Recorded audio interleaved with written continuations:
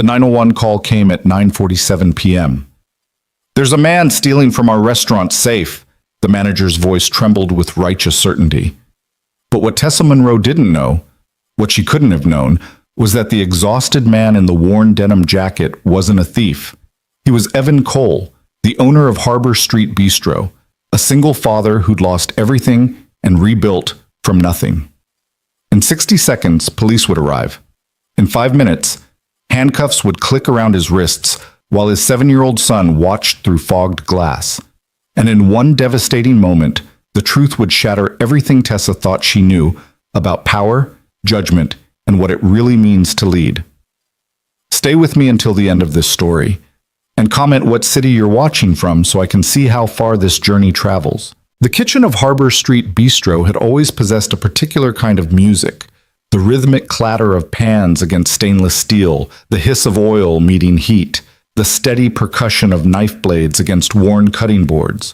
But tonight, that familiar symphony had been replaced by something far more sinister, the crackling static of a police radio and the heavy silence of accusation. Tessa Monroe stood near the restaurant's back office, her smartphone still pressed against her ear, her free hand trembling slightly as she pointed toward the man by the industrial sink. She was 32, sharp-featured, with auburn hair pulled back in a severe bun that seemed to pull her entire face into an expression of perpetual disapproval. She'd been hired exactly 3 weeks ago as Harbor Street Bistro's new general manager, brought in by the ownership group, or so she believed, to turn things around, to bring efficiency and accountability to what she'd been told was a struggling operation plagued by loose management and declining profits. "Yes, officer, he's still here," Tessa said into her phone, her voice carrying that peculiar mixture of fear and vindication that comes when someone believes they've caught wrongdoing red-handed. "He was standing right by the open safe. I saw cash in his jacket pocket. No, he hasn't tried to run. Please hurry." The man she was reporting, Evan Cole, stood perfectly still beside the 3-compartment sink, his hands dripping soapy water onto the rubber mat beneath his feet. He was 38 but looked older, with the kind of exhaustion that had settled into the lines around his eyes and the set of his shoulders. His dark hair was flecked with premature gray, and his worn denim jacket hung open over a faded t-shirt that had once been black but had faded to charcoal through countless washings. His hands, Tessa had noted with satisfaction, were calloused and stained, the hands of someone who worked with them, someone who cleaned and scrubbed and did the jobs that people like her didn't have to think about. What Tessa didn't see, what she had trained herself not to see in her relentless pursuit of efficiency and order, was the way every other person in that kitchen had gone absolutely still. Not the stillness of guilt, but something else. Something closer to grief. Miguel, the sous chef who'd worked at Harbor Street for 6 years, had set down his knife so carefully that it didn't make a sound against the cutting board.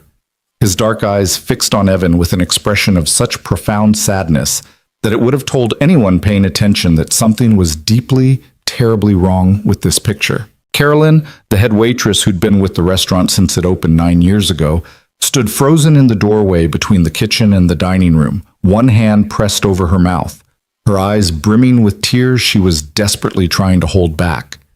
Even young Marcus, the prep cook who'd only been there 8 months, understood enough to know that what was happening was a catastrophe. He'd moved to stand beside Miguel, his arms crossed over his chest, his jaw clenched tight. But Tessa saw none of this, or perhaps more accurately, she saw it and interpreted it through the lens of her own certainty. To her, their silence was complicity. Their grief was guilt. She'd read about this in her management textbooks, how employees would band together to protect one of their own, even when that person was clearly in the wrong. How the culture of a workplace could become so toxic that theft and dishonesty were normalized, protected, even celebrated. She'd been warned about this place after all.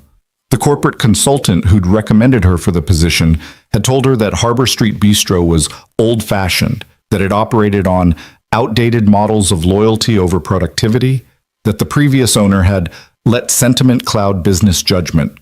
Her job, she'd been told, was to modernize, to create systems, to replace feelings with facts.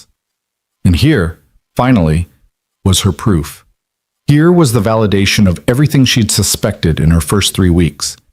The way the staff seemed to move around her rather than with her. The subtle resistance to her new scheduling systems. The quiet conversations that stopped when she entered a room. She'd known something was wrong, and now she'd caught it. The safe in the back office had been left open. She'd discovered it 15 minutes ago while doing her nightly walkthrough, and her heart had seized with a mixture of alarm and, yes, excitement. Finally, evidence. Finally, something concrete. And there, just outside the office, had been Evan, the dishwasher, the quiet man who came in for the evening shift, who kept his head down and his mouth shut, who seemed to appear out of nowhere about 4 months ago asking for work. She'd noticed something in his jacket pocket as he turned. The corner of bills, cash, protruding just enough to be visible. Tessa hadn't hesitated. She'd confronted him immediately, her voice sharp and authoritative. "What were you doing near the office?" Evan had looked at her with those exhausted eyes and said simply, "Closing the safe." "The safe that was already open?" Tessa's voice had risen. "The safe that you just happened to be standing next to? With cash in your pocket?" "Tessa," Evan had said quietly, "if you'll just let me—" "Don't." She'd held up one hand, her voice like ice. "Don't insult my intelligence by trying to explain this away. I know exactly what I saw." And that's when she'd walked to the kitchen, pulled out her phone, and called 911. Now, as the police sirens grew closer outside, Tessa felt a surge of something that felt almost like triumph. This was what good management looked like. This was accountability. This was what happened when you didn't let sentiment cloud your judgment, when you followed the evidence, when you did the hard thing instead of the easy thing. The sirens stopped outside. Red and blue lights began to paint the walls of the kitchen in alternating colors, turning everything into a surreal tableau. "They're here," Tessa announced unnecessarily, her voice cutting through the terrible silence. That's when the back door burst open, and everything began to fall apart in ways Tessa couldn't possibly have anticipated. The child came in first. He was small, maybe 7 or 8 years old, with dark hair that stuck up in the back and eyes that were too large and too frightened for his thin face. He wore a puffy winter coat that was slightly too big for him and sneakers that lit up with each frantic step. He'd been waiting in Evan's car in the parking lot, watching through the fogged windows, and when he'd seen the police arrive, he'd panicked. "Dad!" The boy's voice cracked with terror as he ran into the kitchen. "Dad, what's happening?" Evan moved then, for the first time since Tessa had made her accusation. He turned toward his son, and something in his expression shifted, a kind of protective gentleness that transformed his entire face. "Liam." Evan's voice was soft, controlled, even as his son crashed into him, small arms wrapping around his waist. "Liam, buddy, what did I tell you about staying in the car?" "But the police came." Liam's voice was muffled against his father's stomach, thick with tears. "They came for you. They came and I thought... Evan's soapy hands came to rest on his son's back, leaving wet patches on the puffy coat. "Nothing's going to happen. It's just a misunderstanding." 2 police officers entered behind Liam, their presence filling the kitchen with an authority that made even the physical space seem smaller. The first was a woman in her 40s with sergeant stripes on her sleeve and eyes that had seen too much to be easily impressed. The second was younger, maybe 30, with the kind of rigid posture that suggested he was still trying to prove something. "Harbor Street Bistro?" the female sergeant asked, her eyes scanning the room, taking in the frozen staff, the frightened child, the soaking wet man, and Tessa, who stood straighter, trying to project competence. "Yes, I'm Tessa Monroe, the general manager." Tessa stepped forward, her voice clipped and professional. "I'm the one who called. This man," she gestured toward Evan, "was caught stealing from the restaurant safe. He has cash in his jacket pocket that doesn't belong to him." The sergeant's eyes moved to Evan, who was still holding his son, his expression carefully neutral. "Sir," the sergeant said, her voice measured, "I'm going to need you to let go of the child and keep your hands where I can see them." This was the moment that should have felt like victory for Tessa. This was vindication, justice, the proper consequence for theft. But something in the room had changed. The air had become so thick with tension that it felt hard to breathe. And Tessa, for the first time, felt the first whisper of doubt. Not in what she'd seen, but in something else. Something she couldn't quite name. "No!" Liam's voice rose to a shriek. He didn't do anything. My dad didn't do anything wrong. Liam? Evan's voice remained impossibly calm as he gently tried to unwrap his son's arms from around him. Liam, I need you to let go now. Can you go stand by Miguel? Miguel, can you... Of course. Miguel moved forward immediately, his voice thick with emotion. Come here, mijo. Come stand with me. But Liam wouldn't let go. His small fingers clutched at his father's wet shirt, his whole body trembling. The younger officer moved forward, his hand near his belt, and that's when Carolyn finally found her voice. Wait. She stepped into the kitchen fully, her hands raised in a gesture of peace, her voice shaking. Wait, please. This is all wrong. You don't understand. He's not... Ma'am, I need you to step back, the sergeant said firmly. But he's not a thief. Carolyn's voice broke. He's... Carolyn! Evan's voice cut through gently but firmly. Don't. The single word silenced her, and Tessa felt another flicker of something she didn't want to examine too closely. Why would the dishwasher be giving orders to the head waitress? Why would she listen? Sir, the sergeant said again, moving closer to Evan, I need you to separate from the child now. We just need to have a conversation, but I can't do that with you holding him. Evan looked down at his son, at Liam's tear-streaked face, and something passed between them, some silent communication that only fathers and sons understand. Then Evan did something that Tessa would remember for the rest of her life. He knelt down, lowering himself to Liam's eye level despite the police presence, despite the accusation, despite everything. Liam, he said softly, his hands coming to rest on his son's shoulders, remember what we talked about? About being brave? Liam nodded, hiccuping. I need you to be brave right now, okay? I need you to go with Miguel, and I need you to trust me that everything's going to be fine. But Dad, trust me. Evan's voice was so gentle, so full of love and certainty that even Tessa felt something shift in her chest. Have I ever broken a promise to you? Liam shook his head, tears streaming down his cheeks. Then trust me now. Go with Miguel. It took another moment, but finally Liam let go. Miguel immediately stepped forward and scooped the boy up, despite the fact that Liam was probably too old to be carried. He held him close, murmuring something in Spanish that Tessa couldn't understand but that seemed to calm the child slightly. Evan stood up slowly, his hands raised to shoulder height, his jacket falling open to reveal the pocket where Tessa had seen the cash. The bills were still visible, rolled up and protruding slightly. Sir, I'm going to need you to turn around and place your hands on the sink, the sergeant said, moving behind Evan. Evan complied without a word, his expression unchanging. Tessa watched as the younger officer approached Evan from the side, his hand reaching toward the pocket of Evan's jacket. This was it. This was the moment of proof. The officer withdrew the roll of bills and held it up. Approximately $200, he said to the sergeant. Sir, the sergeant addressed Evan while maintaining her position behind him. Where did you get this money? From the safe in the office, Evan said calmly. It's money I withdrew for my son's school field trip tomorrow. Tessa's voice cut across the kitchen like a blade. The safe he had no authorization to access. The safe that was left open because he'd just stolen from it. Is that true, sir? The sergeant asked Evan. Did you open the safe?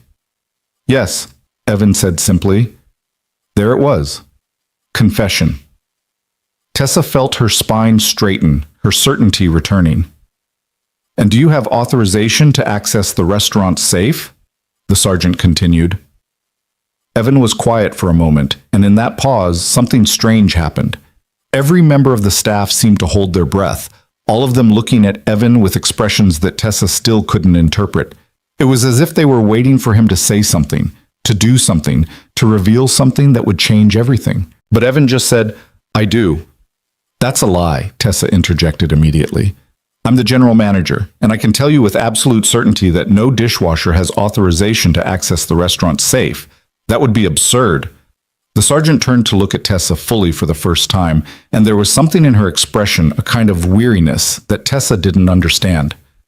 Ma'am, do you have documentation showing who has authorization to access the safe? Tessa faltered for just a moment. I have a list of management personnel. Obviously, dishwashers aren't included. Could I see that list, please? Tessa felt the first real stirring of uncertainty. She hadn't actually looked at the safe authorization list. She'd been given it during her first week, along with approximately 50 other documents about operations, vendors, insurance policies, payroll procedures. She'd filed it away, assuming it was standard, assuming it contained exactly what she expected. "It's in my office," she said, her voice slightly less certain. "But I can tell you what's on it. Management only. That's standard protocol for any restaurant." "Nevertheless," the sergeant said with the patience of someone who had heard every variation of assumption masquerading as fact, "I'd like to see it." Tessa hesitated, then nodded curtly. "Fine, I'll get it." She walked to the back office, the office she'd commandeered 3 weeks ago, the office that still contained filing cabinets full of documents she hadn't fully reviewed, and began searching through the organized chaos for the safe authorization list. Behind her, in the kitchen, the tableau remained frozen. Evan still stood facing the sink, his hands braced against the stainless steel. The younger officer stood nearby, the roll of cash still in his hand. Miguel held Liam, who had buried his face in the sous chef's shoulder. Carolyn stood with one hand pressed against the doorframe, tears running silently down her face. Marcus remained by the prep station, his fists clenched. And in the parking lot, unnoticed by anyone, a sleek black sedan pulled up. A man in an expensive suit got out, checked his phone, and began walking toward the restaurant's back entrance with the purposeful stride of someone who knew exactly why he was there. Inside the office, Tessa found the folder labeled Security and Access Protocols. She flipped it open, scanning through pages of forms and documentation, her finger running down lines of text until she found the safe authorization list. Her finger stopped. She read the line again, certain she'd misunderstood. Then she read it a third time, and the first cold tendril of real fear began to wrap itself around her chest. The list had 3 names authorized to access the safe. Carolyn Mitchell, head of front-of-house operations. Samuel Drake, legal representative and financial officer. Evan Cole. Owner and primary operator Tessa stood in the office, staring at the paper, as the words rearranged themselves in her mind, as the past 3 weeks reassembled themselves into a completely different picture. The dishwasher who came in quietly and never made trouble. The man who always seemed to be there during the most difficult shifts.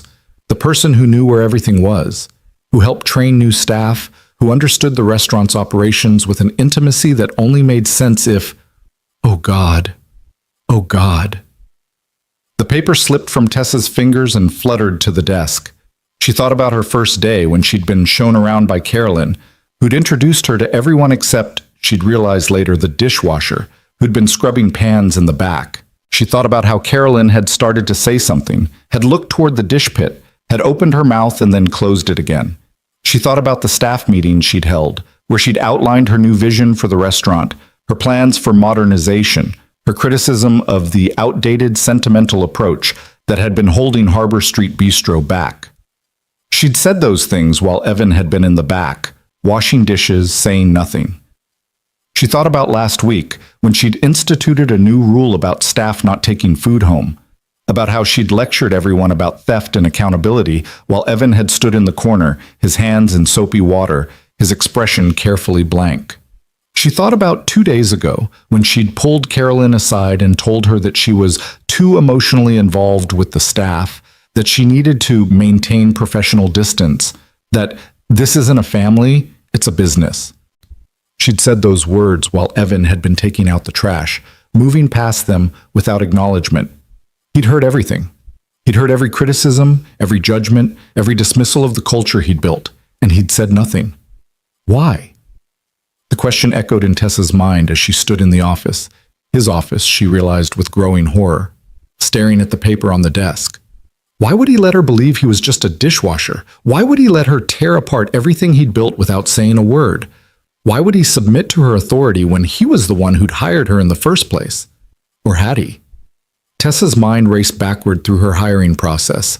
She'd been contacted by a corporate consulting firm. They'd told her that the restaurant ownership had retained them to find new management. She'd interviewed with Samuel Drake, the man listed on the safe authorization as legal representative and financial officer. She'd never met the owner. She'd assumed she'd been told that the owner was largely absent, that the restaurant was essentially being run by a board, that her job was to step in and take control of day-to-day operations. She'd never asked who the owner was. She'd never thought to ask. Because who expects the owner to be washing dishes? Tessa picked up the paper with shaking hands and walked back to the kitchen. The scene hadn't changed, except now everyone was looking at her with expressions that had shifted from grief to something else, something that might have been pity. The sergeant turned as Tessa entered. "Did you find the authorization list?" Tessa couldn't speak. She simply held out the paper. The sergeant took it, read it, and then looked at Evan with an expression that confirmed what Tessa already knew. The younger officer read over his partner's shoulder, and Tessa watched his eyes widen. "Sir," the sergeant said to Evan, her voice completely different now. "Are you Evan Cole?" "Yes," Evan said quietly. "And you're the owner of this restaurant?" "Yes." The sergeant looked at the younger officer and nodded. The officer immediately stepped back from Evan, his hand moving away from his belt. "Mr. Cole," the sergeant said, "I apologize for the confusion. You're free to step away from the sink." Evan turned around slowly, lowering his hands. His expression hadn't changed. He still wore that mask of careful neutrality, but his eyes, when they finally settled on Tessa, contained something that made her want to disappear. Not anger. That would have been easier. It was disappointment. "I see you found the list," Evan said softly. Tessa's mouth opened, but no words came out. Her brain had short-circuited. Everything she'd been certain of had inverted. Every assumption had been revealed as catastrophically wrong. She'd called the police on the owner of the restaurant. She'd accused him of theft. She'd had him stand against a sink with his hands raised while his 7-year-old son watched in terror. She finally managed. Why didn't I tell you?" Evan's voice remained soft, but there was something underneath it now, something that might have been exhaustion or might have been the kind of sadness that comes from having your worst fears about humanity confirmed.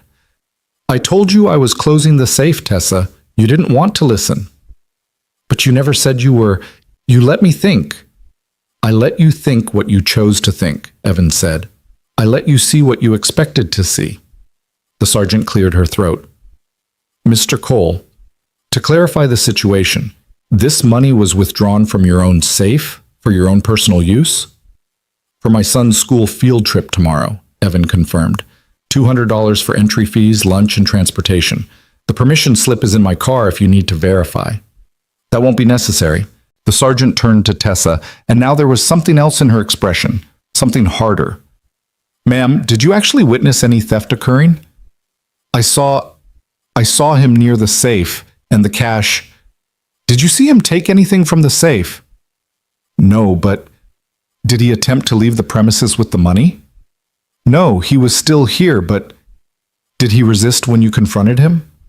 "No, but that doesn't—" "Ma'am," the sergeant said, and her voice had gone very cold.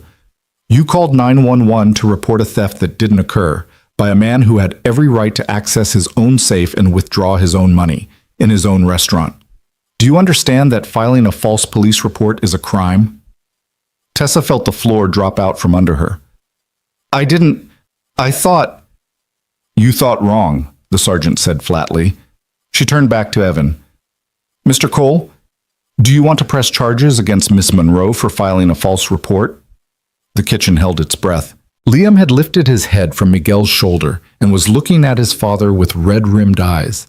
Carolyn's hand was pressed against her mouth again. Marcus had moved closer to Miguel, and all three of the longtime staff members were looking at Evan with expressions that contained both grief and something else, something that looked almost like hope. This was the moment where he could destroy her, where he could do to her what she'd tried to do to him, where he could exercise the power she'd tried to deny he had.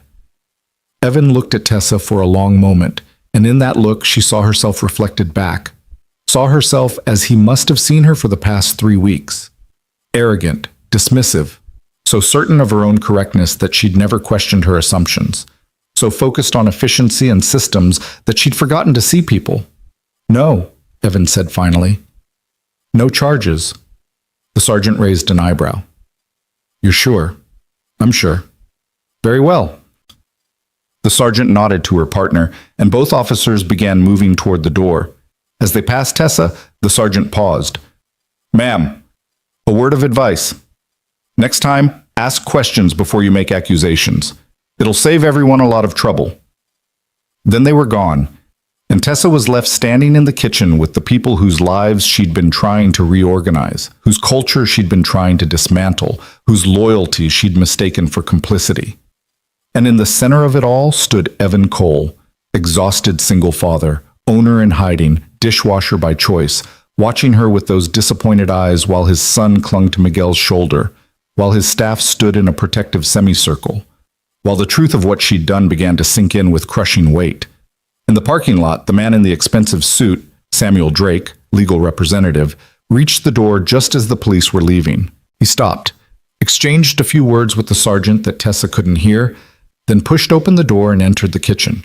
His eyes swept the room, taking in the scene with the practiced assessment of someone who'd seen many crises unfold. When his gaze landed on Tessa, his expression hardened. Tessa Monroe? His voice was clipped, professional. Yes, Tessa said, her voice barely above a whisper. We need to talk, Samuel Drake said, right now. And as Tessa followed him toward the office, toward Evan's office, she felt the last pieces of her certainty crumble away. Whatever happened next, whatever consequences she faced, one thing had become absolutely clear. She'd walked into Harbor Street Bistro 3 weeks ago, believing she knew everything. She'd just discovered she'd known nothing at all. The office felt smaller with 3 people in it. Samuel Drake stood behind the desk, Evan's desk, his expensive suit a sharp contrast to the worn practicality of everything else in the room. Tessa sat in the chair across from him, the same chair where she'd conducted her efficiency reviews with staff members over the past 3 weeks, the same chair where she'd outlined her plans to modernize Harbor Street Bistro. Now she understood with crushing clarity that every word she'd spoken in this room had been heard, reported, analyzed.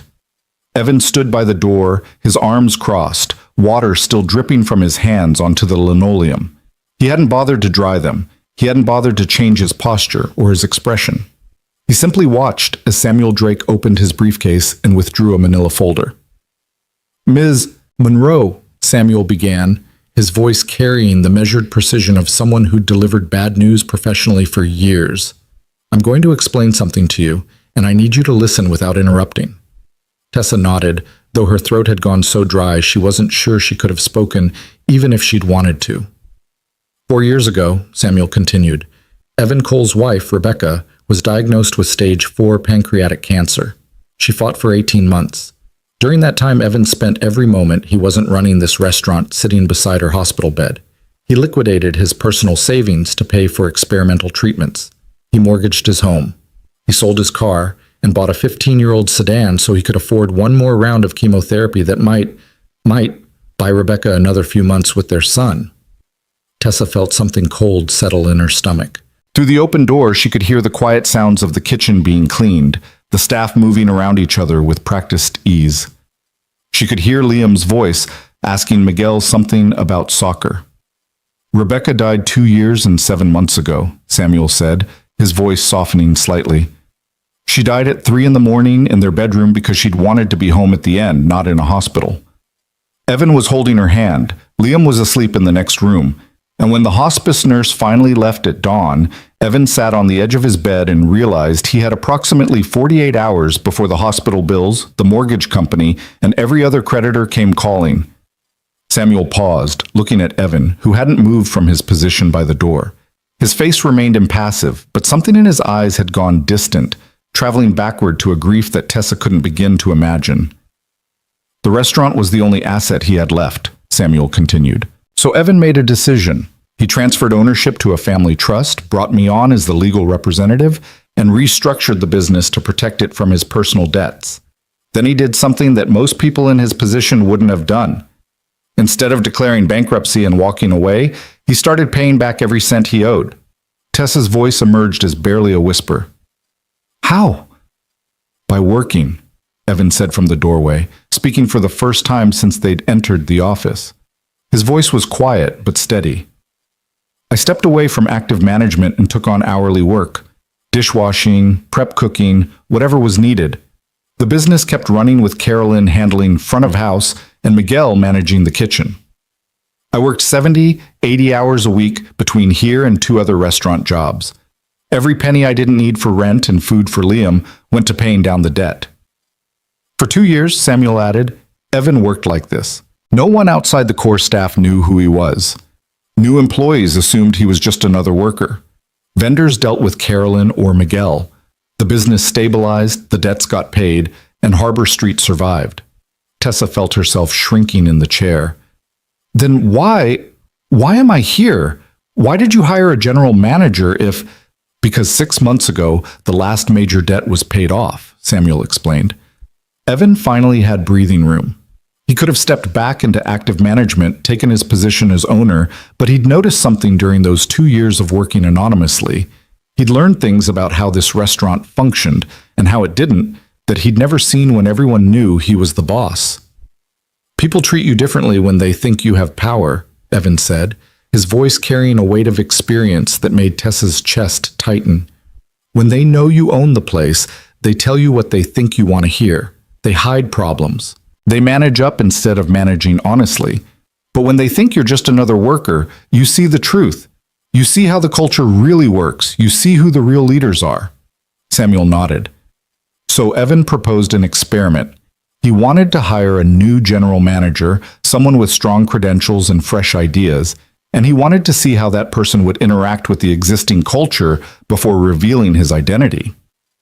The idea was to give you time to understand the restaurant, to build relationships with the staff, to learn the systems that Evan had spent 9 years developing.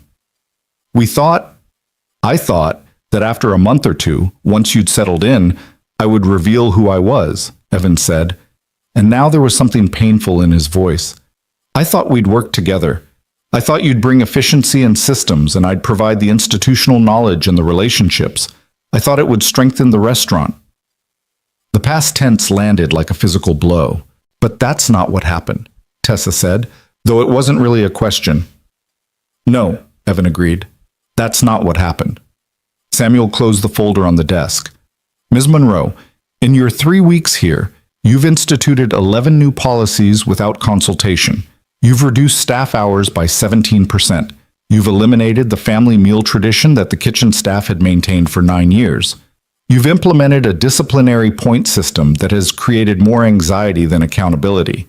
And you've done all of this while repeatedly telling the people who kept this restaurant alive through its darkest period that they were inefficient, outdated, and too emotionally attached to their work. Each item on the list felt like a slap. Tessa remembered the pride she'd felt in each of those changes, the sense of accomplishment at taking control of what she'd perceived as a rudderless operation. She remembered the entries in her daily reports to Samuel, reports she now understood were going directly to the man she'd been criticizing. The staff came to me after the first week, Evan said quietly. Miguel, Carolyn, even young Marcus. They told me what was happening. They asked me to step in, to reveal who I was, to stop it. Why didn't you? The question burst from Tessa before she could stop it. Evan was quiet for a long moment, and when he spoke, his voice carried a sadness that made Tessa want to disappear. Because I wanted to be wrong. I wanted to believe that someone with your credentials, your education, your confidence, would see past the surface and recognize what was actually valuable here. I wanted to believe that if I just gave you time, you'd start asking questions instead of making assumptions. But I didn't, Tessa whispered. No. Tonight, when you called the police on me in front of my son, that was the final confirmation that this experiment failed. Not because you made a mistake. Everyone makes mistakes. But because in 3 weeks, you never once asked why things were the way they were. You never wondered if maybe, just maybe, there was a reason behind the culture you were so eager to dismantle. The weight of it was crushing. Tessa looked at her hands, at the expensive manicure she'd gotten last week, at the diamond watch her parents had given her when she'd graduated with her MBA. Everything that had felt like validation of her worth now felt like evidence of how much she'd misunderstood. I'm fired, she said, and it wasn't a question. Samuel and Evan exchanged a look, and something passed between them that Tessa couldn't interpret. That's the question we need to discuss, Samuel said. Legally, yes, We have grounds for immediate termination. You falsely accused the owner of theft. You created a hostile work environment. You've damaged staff morale. Any one of those would be sufficient cause. What? Tessa waited for the axe to fall. But, Evan said, and the single word hung in the air like a lifeline, I've been thinking about something my wife said to me about 6 months before she died. He moved from the doorway, finally, coming to lean against the filing cabinet. His arms remained crossed, but his posture had softened slightly. Rebecca was a teacher, Evan continued, elementary school, and one day she came home frustrated because she'd had to discipline a student who'd been bullying another kid. I asked her what consequence she'd given, and she said she hadn't given a consequence at all. She'd given him a responsibility. Tessa looked up, confused. The kid had been bullying because he felt powerless in his own life, Evan explained. So instead of punishing him, Rebecca made him responsible for welcoming new students to the class, made him the person who showed them around, helped them feel safe, protected them from feeling lost and alone. She turned his capacity for cruelty into a capacity for care by giving him a reason to understand what it felt like to be vulnerable. 6 months later, that kid was one of the kindest in her class, Evan said softly. Not because she'd punished him, but because she'd taught him empathy by making him responsible for it. Tessa felt tears burning behind her eyes. I don't understand what you're saying. I'm saying, Evan replied, meeting her gaze directly, that I think you made the choices you made because you've never been taught to see things differently. You've been trained to value efficiency over humanity, to see systems over people, to measure success in metrics instead of moments. And tonight, you got a glimpse of what that approach actually costs. He straightened, his decision clearly made. So here's what's going to happen, Tessa. You're not fired, but you're demoted. As of right now, you're no longer general manager. You're a staff member. For the next 60 days, you're going to work every position in this restaurant. You're going to wash dishes with me. You're going to prep vegetables with Marcus. You're going to work the line with Miguel. You're going to serve tables with Carolyn. And you're going to learn what it actually takes to keep this place running. Tessa's mouth fell open. You can't be serious. I'm completely serious, Evan said. You'll be paid hourly, the same rate as everyone else in whatever position you're working. You'll follow the same rules, keep the same hours, do the same work. And at the end of 60 days, if you've actually learned something, we'll talk about whether there's a management position for you here. And if I refuse? Tessa asked, though she wasn't sure why she was asking. What choice did she have? Then you're terminated immediately, with cause, and you'll spend the next year trying to explain to potential employers why your last position ended with you calling the police on your own boss, Samuel said bluntly. Your choice. The two options weren't really options at all. One was humiliation, the other was career suicide. Tessa thought about her apartment, about her student loans, about the calls she'd have to make to her parents if she lost this job. She thought about starting over, about the gap in her resume, about the reference she definitely wouldn't get. When do I start? She asked, her voice hollow. Tomorrow morning, Evan said. 6 a.m. You'll be working the opening shift with me. We start with taking deliveries and breaking down boxes. Wear clothes you don't mind getting dirty. He moved toward the door, then paused and looked back at her. Tessa, I'm not doing this to punish you. I'm doing it because I think you have the capacity to be better than you were tonight. But you can't lead people you don't understand, and you don't understand the people who work here. So you're going to become one of them, really become one of them. And maybe then you'll understand what you almost destroyed. Then he was gone, leaving Tessa alone with Samuel Drake, who was gathering his papers with methodical precision. For what it's worth, Samuel said as he closed his briefcase, I voted for firing you. Evan overruled me. He has a frustrating tendency to believe in people's capacity for change. He paused at the door. Don't make me right and him wrong, Ms. Monroe. Then Tessa was alone in the office, Evan's office, with nothing but the sound of her own breathing and the distant clatter of the kitchen being cleaned for the night. She sat there for a long time, her mind replaying the evening in excruciating detail. The certainty she'd felt when she'd called 911, the satisfaction of catching wrongdoing, the vindication of being right. Except she hadn't been right. She'd been catastrophically wrong. And worse than being wrong was the realization of why she'd been wrong. She hadn't asked questions, she hadn't sought context, She'd seen exactly what she'd expected to see because she'd already decided what story she was walking into. She thought about her first day, about Carolyn's incomplete introduction, about the way the head waitress had looked toward the dish pit with an expression Tessa had interpreted as protectiveness for a troubled employee rather than what it actually was. Grief for a man who'd lost everything and was rebuilding from nothing. She thought about the staff meeting where she'd lectured everyone about outdated business models, while Evan had stood in the back listening to her critique the culture he'd built, the family he'd created, the only thing that had survived the worst years of his life. She thought about the food policies she'd instituted: no taking food home, no family meals, strict inventory control, and she understood now what that must have meant to people who'd kept this restaurant alive while Evan worked 3 jobs to pay medical bills for a wife who'd died anyway.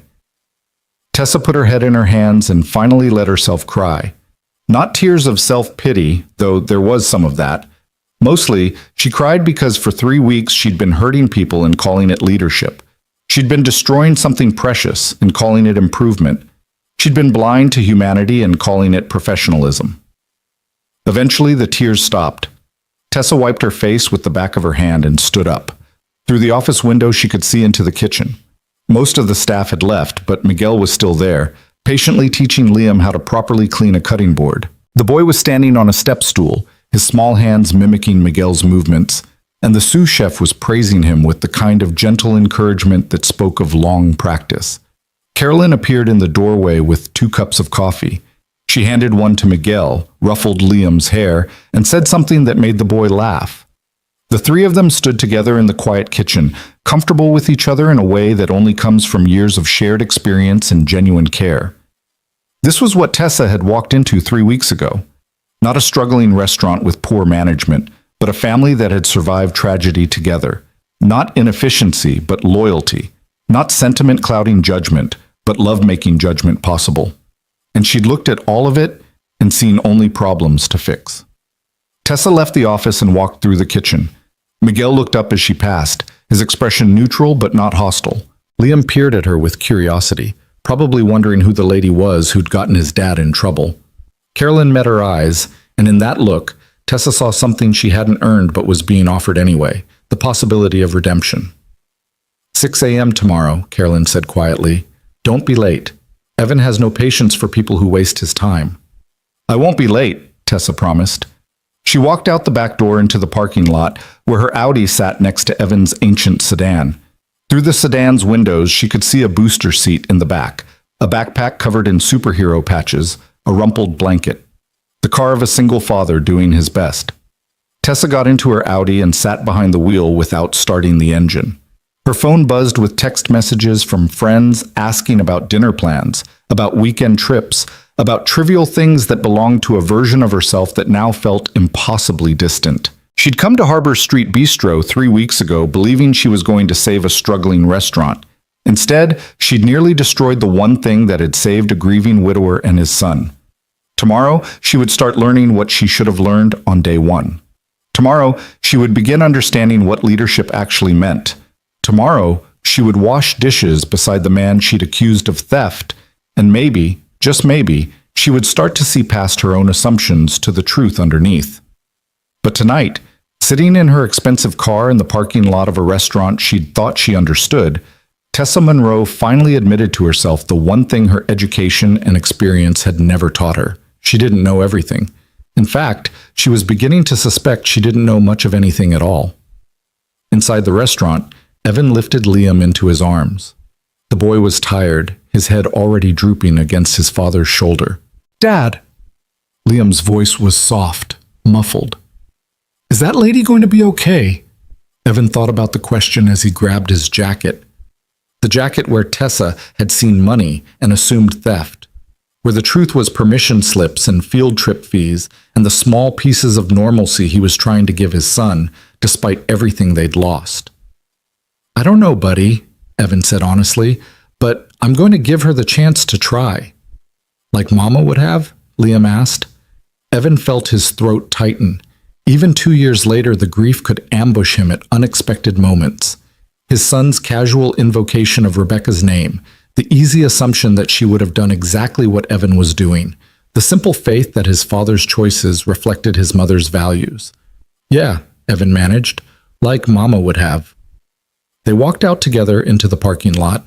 Evan buckled Liam into the booster seat, tucked the blanket around him, and kissed his forehead. By the time he got into the driver's seat, Liam was already asleep, his small chest rising and falling with the perfect peace of childhood. Evan started the car and pulled out of the parking lot, passing Tessa's Audi on the way.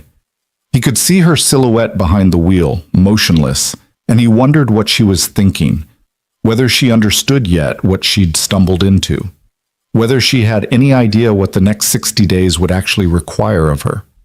He thought about calling Samuel, about discussing contingency plans in case Tessa quit or failed or proved incapable of change, but he was tired, so tired, and Liam needed to be home and in bed, and tomorrow would come early with deliveries and prep work and the 1,000 small tasks that kept a restaurant alive.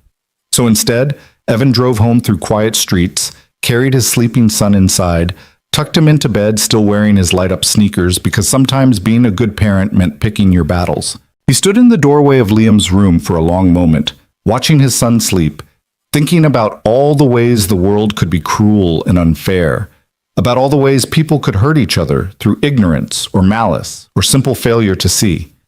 And he thought about Rebecca, about her student who'd learned kindness through responsibility, about her absolute faith that people could change if you gave them the right reasons and the right tools. "I hope you're right," Evan whispered into the darkness. "I hope she can learn." Then he closed the door gently and went to his own room where he set his alarm for 5 a.m. and tried not to think about whether he'd just made a terrible mistake or taken the first step towards something better. In her apartment across town, Tessa lay awake in her expensive bed, staring at the ceiling, trying to imagine herself washing dishes at 6 in the morning, trying to picture herself taking orders from people she'd been giving orders to just hours before, trying to understand how her certainty had led her so catastrophically astray. Sleep wouldn't come. Every time she closed her eyes, she saw Liam's terrified face, saw Evan's disappointed eyes, saw the grief in Carolyn's expression as the police had arrived. She'd done that. Not the restaurant's problems, not the staff's resistance, not the outdated systems. Her. Tessa Monroe, MBA, certified manager, professional leader. She had looked at a man grieving his wife and rebuilding his life and seen only a thief. She had looked at loyalty and seen complicity. She had looked at love and seen inefficiency. Around 3 in the morning, Tessa finally gave up on sleep. She got up, made coffee, and sat at her kitchen table with her laptop. She opened a document and started writing, not a report, not an analysis, but something closer to a confession. She wrote about her assumptions, her judgments, her certainty. She wrote about the moment she'd called 911, about the satisfaction she'd felt, about the shame that came after. She wrote until dawn broke through her windows, until her coffee went cold, until her fingers cramped. And when she finally stopped, she had 12 pages of single-spaced text that would never be read by anyone but herself. But writing it had changed something. It had forced her to see her own choices with clarity. It had made her accountable to herself in a way that no external consequence could. At 5:30 a.m., Tessa showered, put on old jeans and a t-shirt, and drove back to Harbor Street Bistro. She arrived at 5:50, 10 minutes early, and found Evan already there, standing by the back door with 2 cups of coffee. He handed her one without comment. "Thank you," Tessa said quietly. Evan nodded. Then he opened the door and led her inside into the dim kitchen where the day was just beginning, where the real work of learning was about to start. "First lesson," Evan said, flipping on the lights. "In a restaurant, everything matters. The dishes matter. The prep work matters. The way you treat the delivery driver matters. Nothing is beneath you because nothing actually works without everything working together." Tessa nodded, gripping her coffee cup like a lifeline. "Second lesson," Evan continued, pulling on a worn apron and tossing another one to Tessa. "Everyone who works here has a story. Your job, your real job, for the next 60 days, is to learn those stories. Not to manage them, not to fix them, but to understand them." "Okay," Tessa said, tying the apron with trembling fingers. Evan looked at her for a long moment, and in the harsh fluorescent light of the kitchen, she could see the exhaustion in his face, the lines that grief and struggle had carved there. But she could also see something else, a kind of determined hope that maybe, just maybe, this would work. "Let's get started," Evan said. And as the delivery truck pulled up outside, as the morning began to unfold with its rhythm of boxes and prep and the thousand small tasks that kept a restaurant alive, Tessa Monroe took her first real step toward understanding what she should have known all along. That leadership isn't about control or systems or efficiency. It's about people. Always, it's about people. The delivery truck's engine rumbled to a stop outside, and Tessa realized with sudden clarity that she had no idea what came next. In all her years of management training, in all her carefully constructed systems and procedures, she'd never once actually unloaded a delivery truck at 6 in the morning. Evan was already moving toward the back door, and Tessa followed, her new apron feeling strange and uncomfortable around her waist. The early morning air hit her face, still cool with the last remnants of night, and she watched as Evan greeted the delivery driver with the easy familiarity of long acquaintance. "Morning, Frank," Evan said, accepting a clipboard and scanning the invoice quickly. "Morning, Evan. Got your produce order, and they threw in some extra basil, said it wouldn't make it through the weekend." Frank was probably in his 50s, with the weathered look of someone who'd spent decades starting work before dawn. "Appreciate it. Tessa, grab those crates by the door," Evan said without looking at her, already hefting a box of tomatoes. Tessa moved forward and gripped the handles of a plastic crate, immediately understanding why Evan had told her to wear clothes she didn't mind ruining. The crate was heavier than it looked, packed with heads of lettuce still wet from their morning washing, and water sloshed over the sides as she lifted it. By the time she'd carried it inside, her shirt was soaked and her arms were shaking. "Walk-in cooler, left side, bottom shelf," Evan called over his shoulder, already carrying in a second load. Tessa found the walk-in, a massive refrigerated room she'd seen before but never actually entered, and maneuvered the crate onto the indicated shelf. The cold air bit through her wet shirt, making her shiver. When she emerged, Evan was already bringing in another load, moving with the efficient rhythm of someone who'd done this thousands of times. For the next 40 minutes, they unloaded Frank's truck in silence. Boxes of produce, crates of dairy, containers of proteins. Everything had its place, its proper rotation, its specific storage requirements. Evan showed her once, expected her to remember, and corrected her when she put something in the wrong location. "First in, first out," he said when she tried to place fresh milk in front of older containers. "Always rotate stock. The dated items go in front so they get used first. Otherwise, we waste product and waste money." Tessa repositioned the milk, her fingers already numb from the cold. Her expensive manicure was ruined, one nail already chipped. Her back ached from bending and lifting, and it was only 6:30 in the morning. When Frank's truck finally pulled away, Evan led Tessa back inside to the dry storage area and handed her a box cutter. "Now we break down the boxes and organize the supplies. Coffee filters here, napkins there, to-go containers on that shelf." "Why do you do this yourself?" The question emerged before Tessa could stop it. "You're the owner, couldn't you?" "Could I what?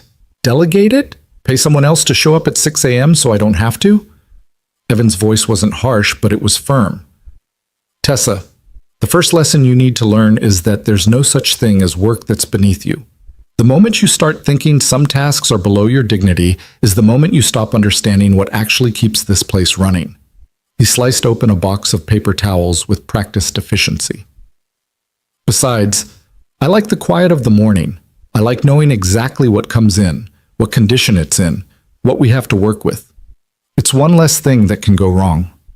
They worked in silence for a while, the only sounds the slice of box cutters through cardboard and the rustle of supplies being stocked. Tessa's hands developed blisters where the cardboard edges rubbed against unfamiliar skin.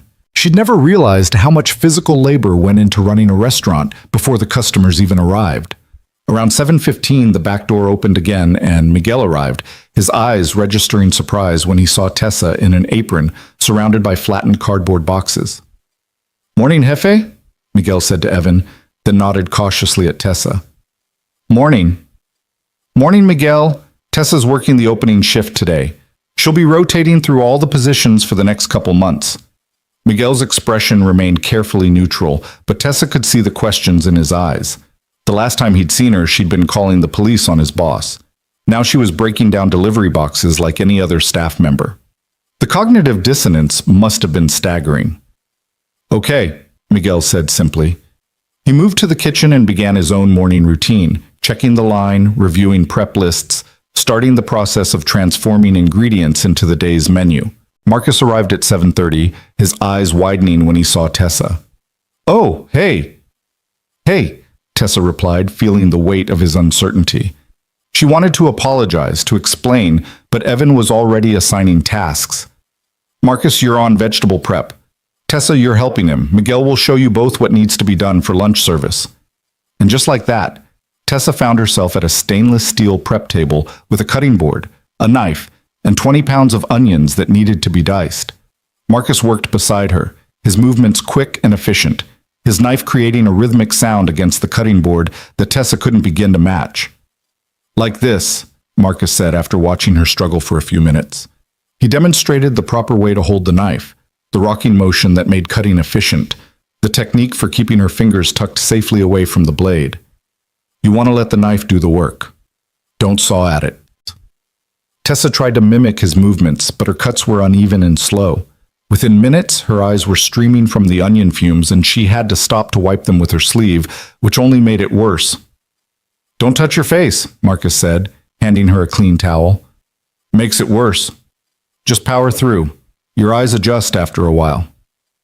"How long have you worked here?" Tessa asked, trying to focus through the burning in her eyes.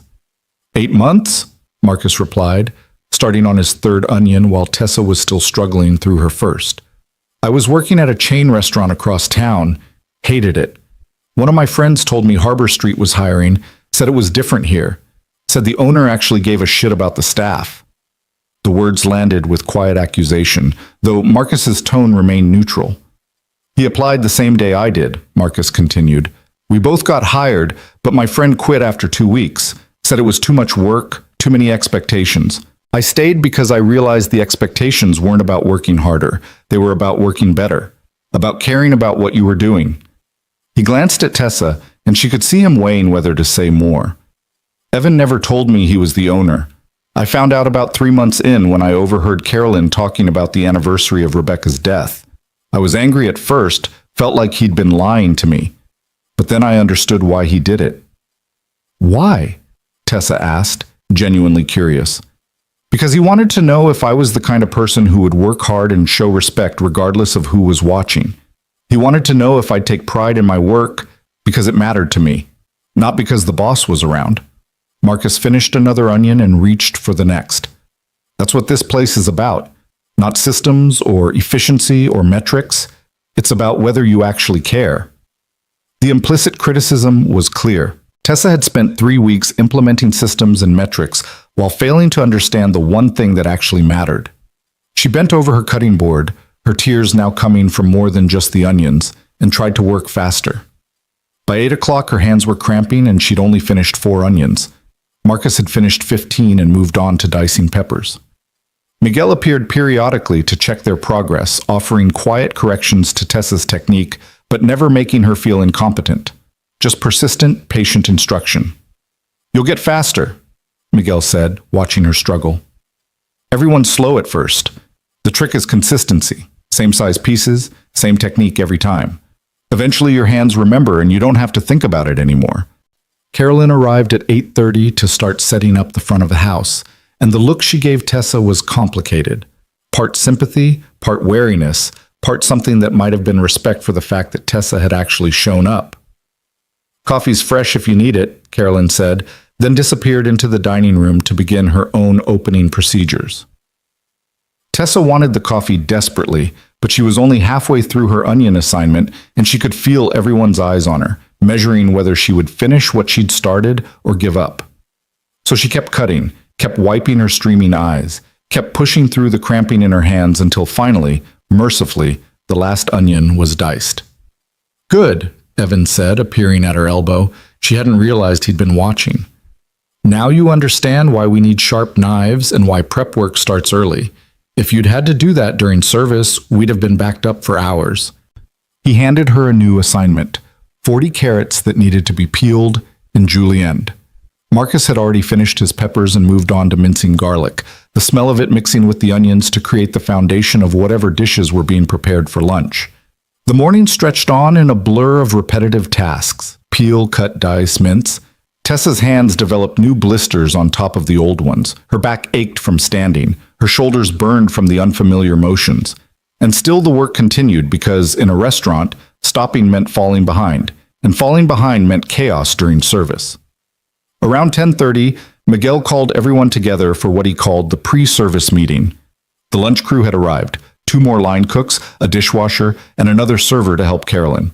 They gathered around the kitchen's central prep table while Miguel reviewed the day's specials, discussed any modifications to regular menu items, and outlined what they expected for volume. Tessa stood on the periphery, feeling like an outsider in a world she'd thought she understood. These people had a language all their own, all day, in the weeds, 86, terms she'd heard before but never truly understood the weight of.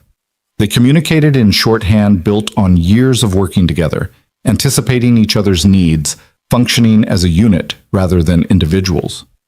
"Tessa, you're on dish with Ray during lunch service," Evan said, and Tessa felt her stomach drop. She'd seen the dish pit during her management tours, the massive industrial sinks, the commercial dishwasher that roared like a jet engine, the endless stream of dirty plates and pans. She'd always hurried past it, uncomfortable with the heat and noise and chaos.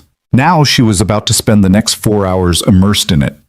Ray, the lunch dishwasher, was a man in his 50s with arms covered in faded tattoos and a gentle smile that didn't match his intimidating appearance.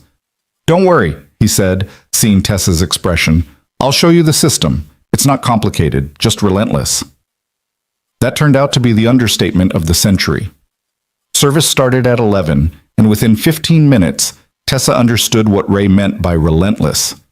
The dirty dishes came in waves, plates scraped but still covered in sauce, pans crusted with burned food, utensils sticky with use. Everything had to be scraped, soaked, scrubbed, sent through the industrial dishwasher, and then returned to the appropriate station. And it never stopped.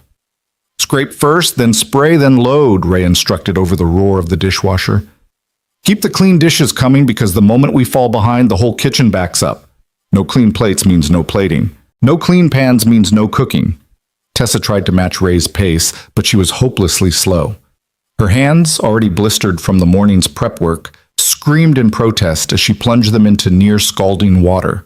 The spray nozzle was heavy and unwieldy, and she kept forgetting to aim it properly, soaking herself in the floor around her. Within an hour, she was drenched in water and food particles, her feet sliding in her soaked shoes, her entire body aching from the constant bending and lifting. "Behind you!" someone yelled, and Tessa jumped back just in time to avoid colliding with a line cook carrying a hot pan. This was another language she was learning, the constant navigation of a crowded kitchen, the necessary communication to avoid accidents, the awareness of everything and everyone around you. The lunch rush peaked around 12:30, and Tessa felt like she was drowning. The dirty dishes piled up faster than she could process them. Ray worked with mechanical efficiency beside her, never rushing but never stopping, maintaining a steady rhythm that kept the clean dishes flowing even as the dirty ones multiplied. "You're thinking too much," Ray said during a brief lull. "Your body needs to remember the pattern. Scrape, spray, load, start the machine, empty the machine, return the clean dishes, over and over. Stop thinking about it, and just do it."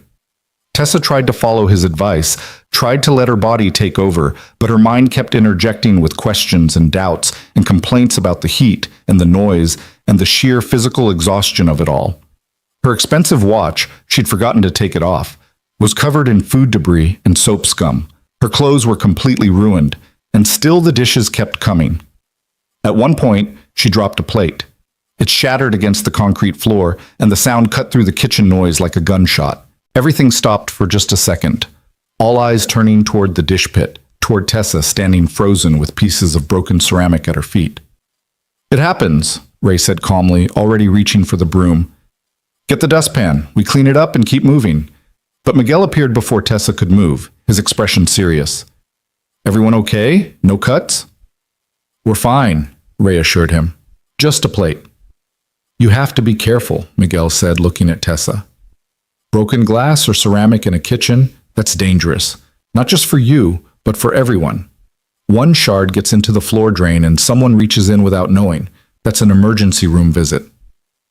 The weight of responsibility settled on Tessa's shoulders. She'd thought washing dishes was simple, mindless work, but she was beginning to understand that nothing in this kitchen was simple. Every task had implications, every mistake had consequences, and everyone depended on everyone else to do their job correctly. They cleaned up the broken plate carefully, checking the floor drain, sweeping multiple times to ensure no fragments remained. And then, because the lunch rush was still going, they returned to the endless cycle of scraping and washing and loading. By 2 o'clock, when the rush finally began to slow, Tessa's hands were shaking from exhaustion. Her back felt like it might snap. Her feet throbbed in her soaked shoes, and they still had another hour of service plus the full breakdown and cleaning of the dish pit. Ray handed her a bottle of water. "Drink. You've been working in heat for 4 hours. You need to hydrate." Tessa drank gratefully, the cold water shocking against her overheated throat. Around her, the kitchen was transitioning from the controlled chaos of service to the methodical work of cleanup. Line cooks were breaking down their stations, scrubbing grills, organizing their mise en place for dinner service. Carolyn and the other server were resetting tables in the dining room, preparing for the brief lull before evening customers arrived. And Evan was everywhere, checking with Miguel about how service had gone, helping Ray with a particularly stubborn pot, wiping down prep surfaces, talking to Carolyn about a reservation for that evening. He moved through the kitchen like a conductor through an orchestra, not directing but harmonizing, making sure every section had what it needed. When he finally made his way to the dish pit, Tessa was scrubbing the industrial sink with a brush that felt like it weighed 50 pounds. "How are you holding up?" Evan asked. Tessa wanted to say she was fine, wanted to maintain some shred of dignity, but her body had reached its limit, and honesty seemed like the only option left. "I had no idea," she said quietly. "I had no idea how hard this was." Evan nodded, leaning against the wall beside the dish pit. "Most people don't. They see the finished product, the meal on the table, the clean restaurant, the smooth service. They don't see the 5 a.m. deliveries, the hours of prep, the burns and cuts and exhaustion. They don't see Ray coming in day after day to wash dishes because if he doesn't, nothing else works." He looked at her with those exhausted eyes that had seen so much. "That's why I needed you to do this, Tessa. Not to punish you, but to teach you. You can't lead people whose work you don't understand. You can't make decisions about efficiency without knowing what those decisions actually cost in human effort and dignity." Tessa nodded, too tired to speak. "Go home," Evan said. "Ray can finish the breakdown. Come back tomorrow at 6 a.m. We'll do it again." "But I haven't finished." "You've done enough for your first day. Tomorrow will be harder because your body will be sore and your hands will hurt worse and you'll be tempted to quit. Don't quit. Show up. That's the only real requirement. Just show up and try." Tessa untied her soaking apron with clumsy fingers. Her hands were red and wrinkled from the water, the blisters open and weeping. She couldn't remember ever being this physically exhausted in her entire life. As she walked toward the back door, Marcus looked up from where he was organizing the walk-in cooler. Their eyes met, and something passed between them. Not forgiveness exactly, but perhaps the first small seed of understanding. "See you tomorrow?" Marcus asked. "Yeah," Tessa replied. "See you tomorrow." She made it to her car before the full weight of the day hit her. Every muscle in her body was screaming. Her hands could barely grip the steering wheel. Her clothes were ruined beyond saving, reeking of dish soap and food waste and sweat. This was one day. One single day of the work that people like Ray and Marcus and Miguel did every single day, often for wages that barely covered their bills. Tessa drove home in a daze, her mind replaying the countless small moments of the morning and afternoon. The weight of the delivery crates, the burning of her eyes from the onions, the endless cascade of dirty dishes. The broken plate and Miguel's quiet reminder of how one small mistake could have serious consequences. The language of the kitchen that she was only beginning to understand. The shorthand communication, the practiced coordination, the mutual dependence that made everything work. She thought about her management textbooks, her MBA courses, her carefully constructed theories about efficiency and productivity. None of them had prepared her for the reality of standing at a dish sink for 4 hours, muscles screaming, while the lunch rush pounded the kitchen into controlled chaos. None of them had explained that leadership wasn't about systems or metrics. It was about understanding the human cost of every decision. When she finally reached her apartment, Tessa stood under the shower for 20 minutes, watching the water run brown with the residue of the day's work. Her hands stung when the water hit the open blisters. Her back had a knot between her shoulder blades that felt permanent. Her feet were swollen from standing on concrete for 8 hours. And tomorrow, she would do it all again.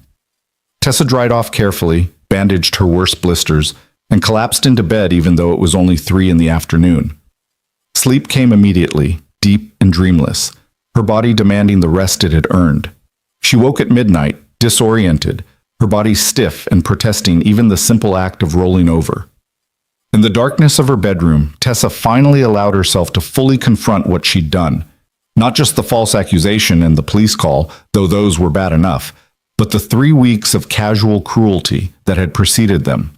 The dismissal of people's work, the elimination of traditions that had held a grieving community together, the certainty that she knew better than people who'd been keeping the restaurant alive while she was still in graduate school. She thought about Ray, who'd washed dishes with patient expertise while she'd struggled and fumbled. She thought about Marcus, who'd taught her how to hold a knife after she'd spent 3 weeks telling him his work wasn't efficient enough. She thought about Miguel, who checked on her after the broken plate not with anger but with concern for everyone's safety. She thought about Carolyn, who'd offered her coffee even though Tessa had called the police on the man Carolyn had protected for years. These weren't inefficient workers who needed better management. They were skilled professionals who'd been doing exceptional work despite having someone actively undermining their efforts. Tessa got up, padded to her kitchen, and made tea with hands that shook from more than just exhaustion. She sat at her table in the darkness and faced the most uncomfortable truth of all. She'd become exactly what she'd always claimed to despise. She'd become the kind of leader who confused authority with knowledge, who mistook compliance for respect, who thought control was the same thing as competence. And it had taken being handcuffed in front of a 7-year-old boy to shatter that delusion. Her phone buzzed on the counter, a text from her mother. "Haven't heard from you in a few days. Everything okay with the new job?" Tessa stared at the message for a long time. What could she possibly say? That she'd spectacularly failed at everything she thought she was good at? That she'd called the police on her own boss? That she'd spent the day washing dishes and learning that everything she'd believed about leadership was fundamentally wrong? She typed back, "Job's going through some changes. I'll call you this weekend." It was cowardly and evasive, but it was all she could manage. Tessa returned to bed, but sleep wouldn't come again. Her mind kept circling back to the kitchen, to the rhythm of the work, to the way everyone moved together with practiced coordination. She thought about Evan, who owned the restaurant but showed up at 6 a.m. to unload trucks, who'd lost his wife and nearly lost everything else, but had chosen to rebuild by returning to the most basic work, not because he had to, but because he wanted to understand what was really happening in his own business. What had he seen during those 2 years of working anonymously? What had he learned about his staff, his systems, his culture? And what had he seen in Tessa that made him believe she was worth teaching rather than simply firing? The questions gnawed at her as the night slowly gave way to dawn. When her alarm went off at 5 a.m., Tessa's body screamed in protest. Every movement hurt. Her hands were so swollen she could barely make a fist. The simple act of getting dressed required multiple rest breaks. But she got up. She put on her ruined clothes from yesterday because they were already destroyed, so there was no point in ruining another outfit. She bandaged her hands as best she could, and she drove back to Harbor Street Bistro, arriving at 5:50 to find Evan already there with 2 cups of coffee, just like the day before. "How do you feel?" Evan asked, handing her the coffee. "Like I got hit by a truck," Tessa said honestly. Evan's expression softened slightly. "It gets easier. Your body adjusts. The first week is the hardest." "First week?" Tessa couldn't keep the dismay from her voice. "Tessa, you're going to be here for 60 days, rotating through every position. That means you're going to wash dishes, prep vegetables, work the line, serve tables, and eventually help with ordering and inventory. Each position for long enough that you actually understand it, not just observe it." He paused, taking a sip of his own coffee. "Today, you're back on prep with Marcus. Tomorrow, you'll start learning the line. Every day builds on the one before." The delivery truck arrived, and the cycle began again. Crates and boxes, rotation and storage, breaking down cardboard and stocking shelves. Tessa's bandaged hands made everything harder, but she pushed through, determined not to show weakness. Marcus greeted her with a nod when she joined him at the prep station. Today's assignment was butternut squash, 20 of them that needed to be peeled, seeded, and diced. The work was even harder than the onions had been, the squash tough and resistant, her sore hands struggling with the peeler. "You came back," Marcus said after they'd worked in silence for a while. "Yeah," Tessa replied, wrestling with a particularly stubborn squash. "Honestly, I bet Miguel $5 you'd quit after day one." Tessa looked up, startled. Marcus shrugged. "Nothing personal. It's just people who've never done this kind of work. They usually don't last. They think they can, but when their body starts hurting and they realize how hard it actually is, they find reasons to leave." "What made you take that bet?" "Because Miguel said something about Evan believing in second chances. Said if Evan thought you could learn, maybe you actually could." Marcus returned to his work, his knife moving efficiently through the squash. "I hope he's right. This place deserves better than what you were doing to it." The words stung, but Tessa couldn't argue with them. "I'm sorry," she said quietly. "For what I did. For all of it." Marcus didn't respond immediately, just kept working. Finally, he said, "Don't apologize to me. Apologize by showing up and doing the work. Apologize by learning what you should have learned 3 weeks ago. Words don't mean anything in a kitchen, only actions do." So Tessa worked. She peeled and diced squash until her hands cramped. She followed Marcus's patient instructions on technique. She kept showing up to the prep station even when every part of her body was begging her to stop. And slowly, incrementally, she began to understand what Marcus had meant about actions mattering more than words. The kitchen had its own justice system, its own way of measuring worth, and that measurement had nothing to do with titles or credentials or the right thing said in the right tone. It was purely about whether you showed up, whether you did your part, whether you could be counted on when things got hard. Tessa was beginning to realize she'd never been tested that way before. She'd spent her entire career in environments where her credentials spoke for her, where her education opened doors, where her confidence was mistaken for competence. But here, in this kitchen, none of that mattered. Here, the only thing that counted was whether she could peel 20 butternut squashes while her hands bled and her back screamed and her pride lay in pieces around her feet. And as the morning stretched on, as lunch service loomed and the prep work continued in its relentless rhythm, Tessa discovered something unexpected. There was a kind of dignity in this work, a kind of honesty that she'd never encountered in boardrooms or management meetings. When you washed dishes or diced vegetables or unloaded delivery trucks, there was no pretense, no performance, no hiding behind jargon or credentials.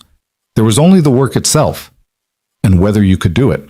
By the end of the first week, Tessa's body had adapted in ways she hadn't thought possible. The blisters on her hands had hardened into calluses. Her back had stopped screaming with every movement and settled into a dull, persistent ache.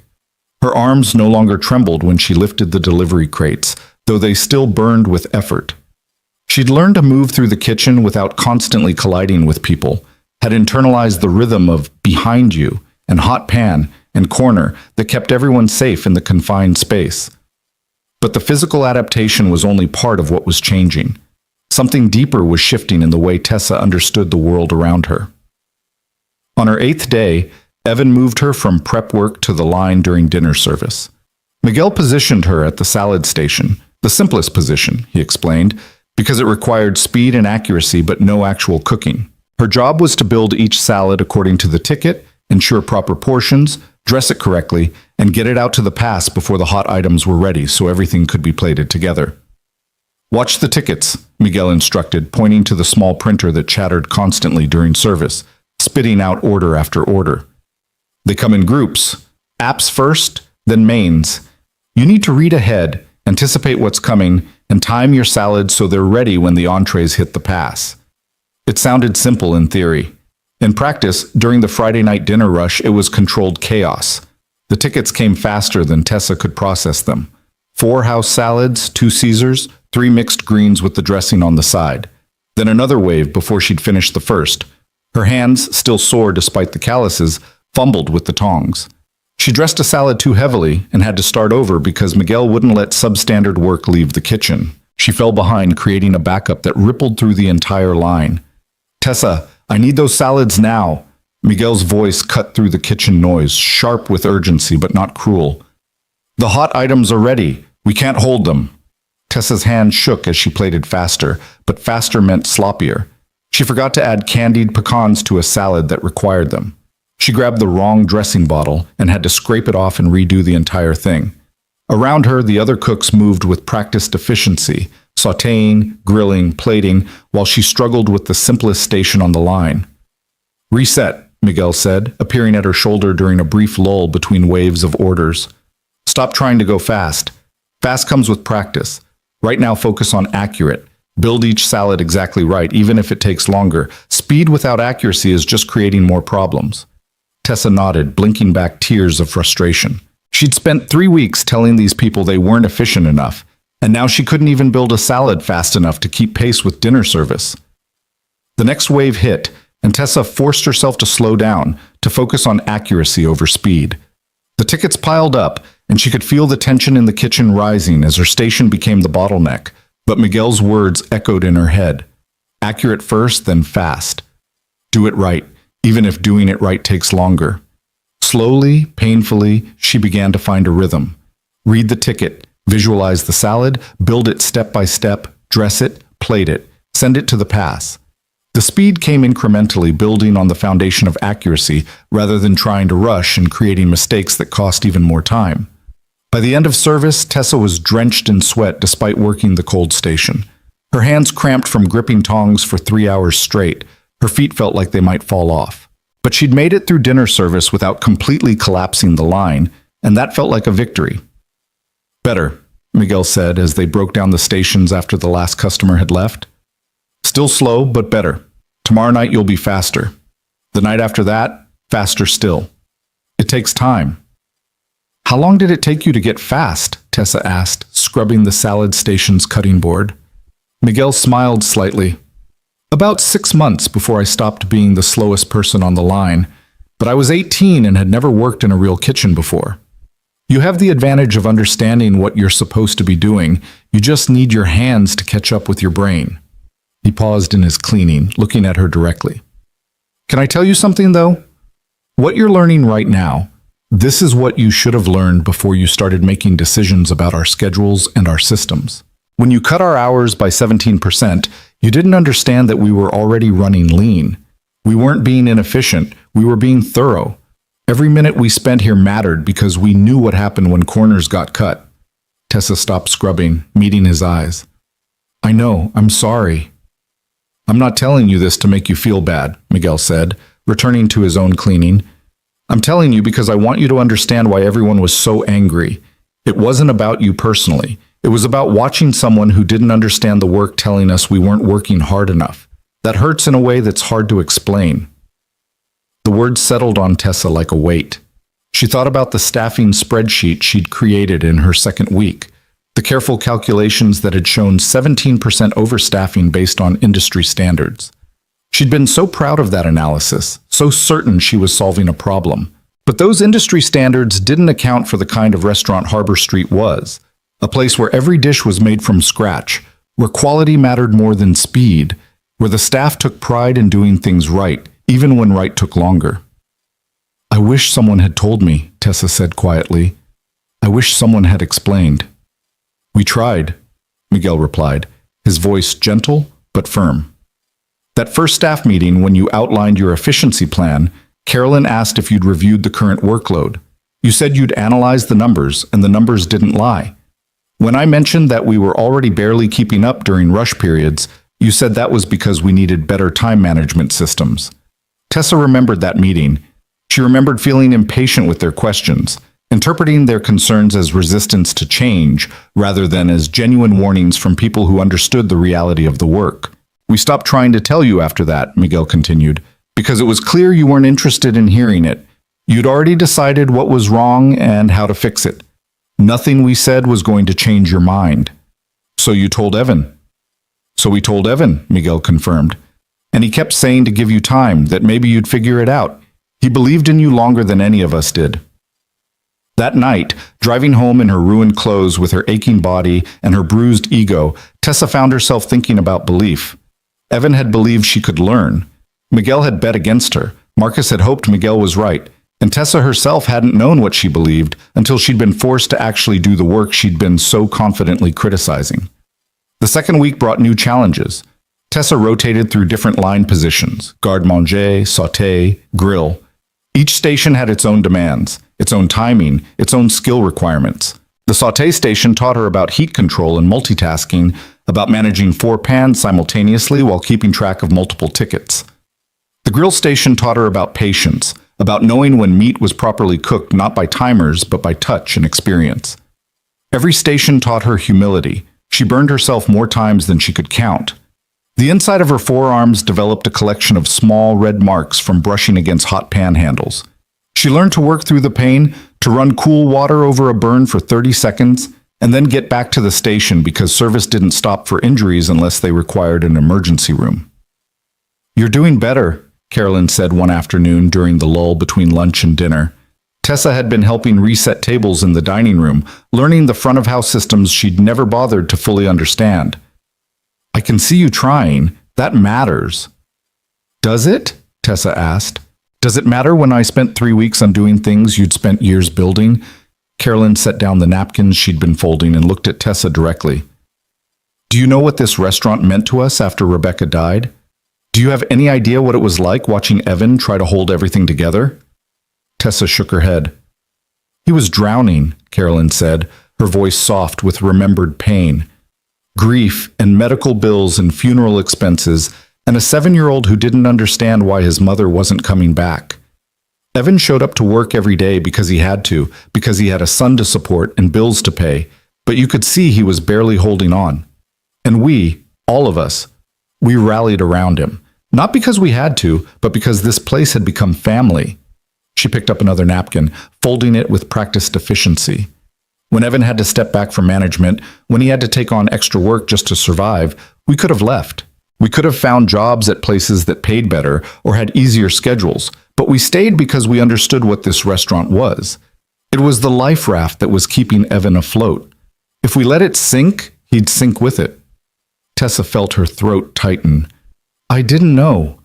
"You didn't ask," Carolyn corrected gently. "That's what hurt the most about these last few weeks. You came in with all these plans to fix us, to make us more efficient, to modernize us. But you never once asked what we were trying to accomplish or why we did things the way we did them. You just assumed we were doing it wrong." "I was wrong," Tessa said, "about everything." "Maybe," Carolyn agreed. "But you're here now, doing the work, learning what you should have learned first. That counts for something." She paused, then added, "Just don't expect us to forget what happened overnight. Trust is rebuilt slowly, in small moments, through consistent actions. You have a long way to go." The honesty was both painful and refreshing. Tessa had grown accustomed to corporate environments where everyone performed politeness even when they were undermining each other. Here, people said what they meant. They were kind, but they were truthful. And somehow, that truth was more valuable than any amount of false encouragement would have been. By the third week, something shifted in how the staff interacted with Tessa. It wasn't forgiveness exactly, but it was a tentative acceptance. She'd proven she wouldn't quit. She'd shown up every morning at 6 a.m., worked until her body gave out, and come back the next day to do it again. That persistence had earned her a small measure of credibility. Marcus started offering unsolicited advice on knife techniques. Ray showed her shortcuts for organizing the dish pit that made the work slightly less overwhelming.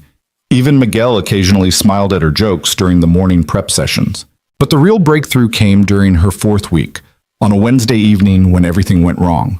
The dinner rush was in full swing, the kitchen operating at maximum capacity. Tessa was back at the salad station, finally comfortable enough with the position to keep pace with the rest of the line. Miguel was running the pass, calling out orders and ensuring every plate met his standards before it went to the dining room. Then the refrigeration unit for the cold storage failed. Miguel discovered it when he went to grab backup ingredients during a brief lull between order waves. The temperature had risen into the danger zone. Everything inside would have to be thrown out. They just lost their backup supplies of proteins, dairy, and vegetables in the middle of one of their busiest nights of the week. "Everyone listen up," Miguel called out, his voice tight with controlled stress.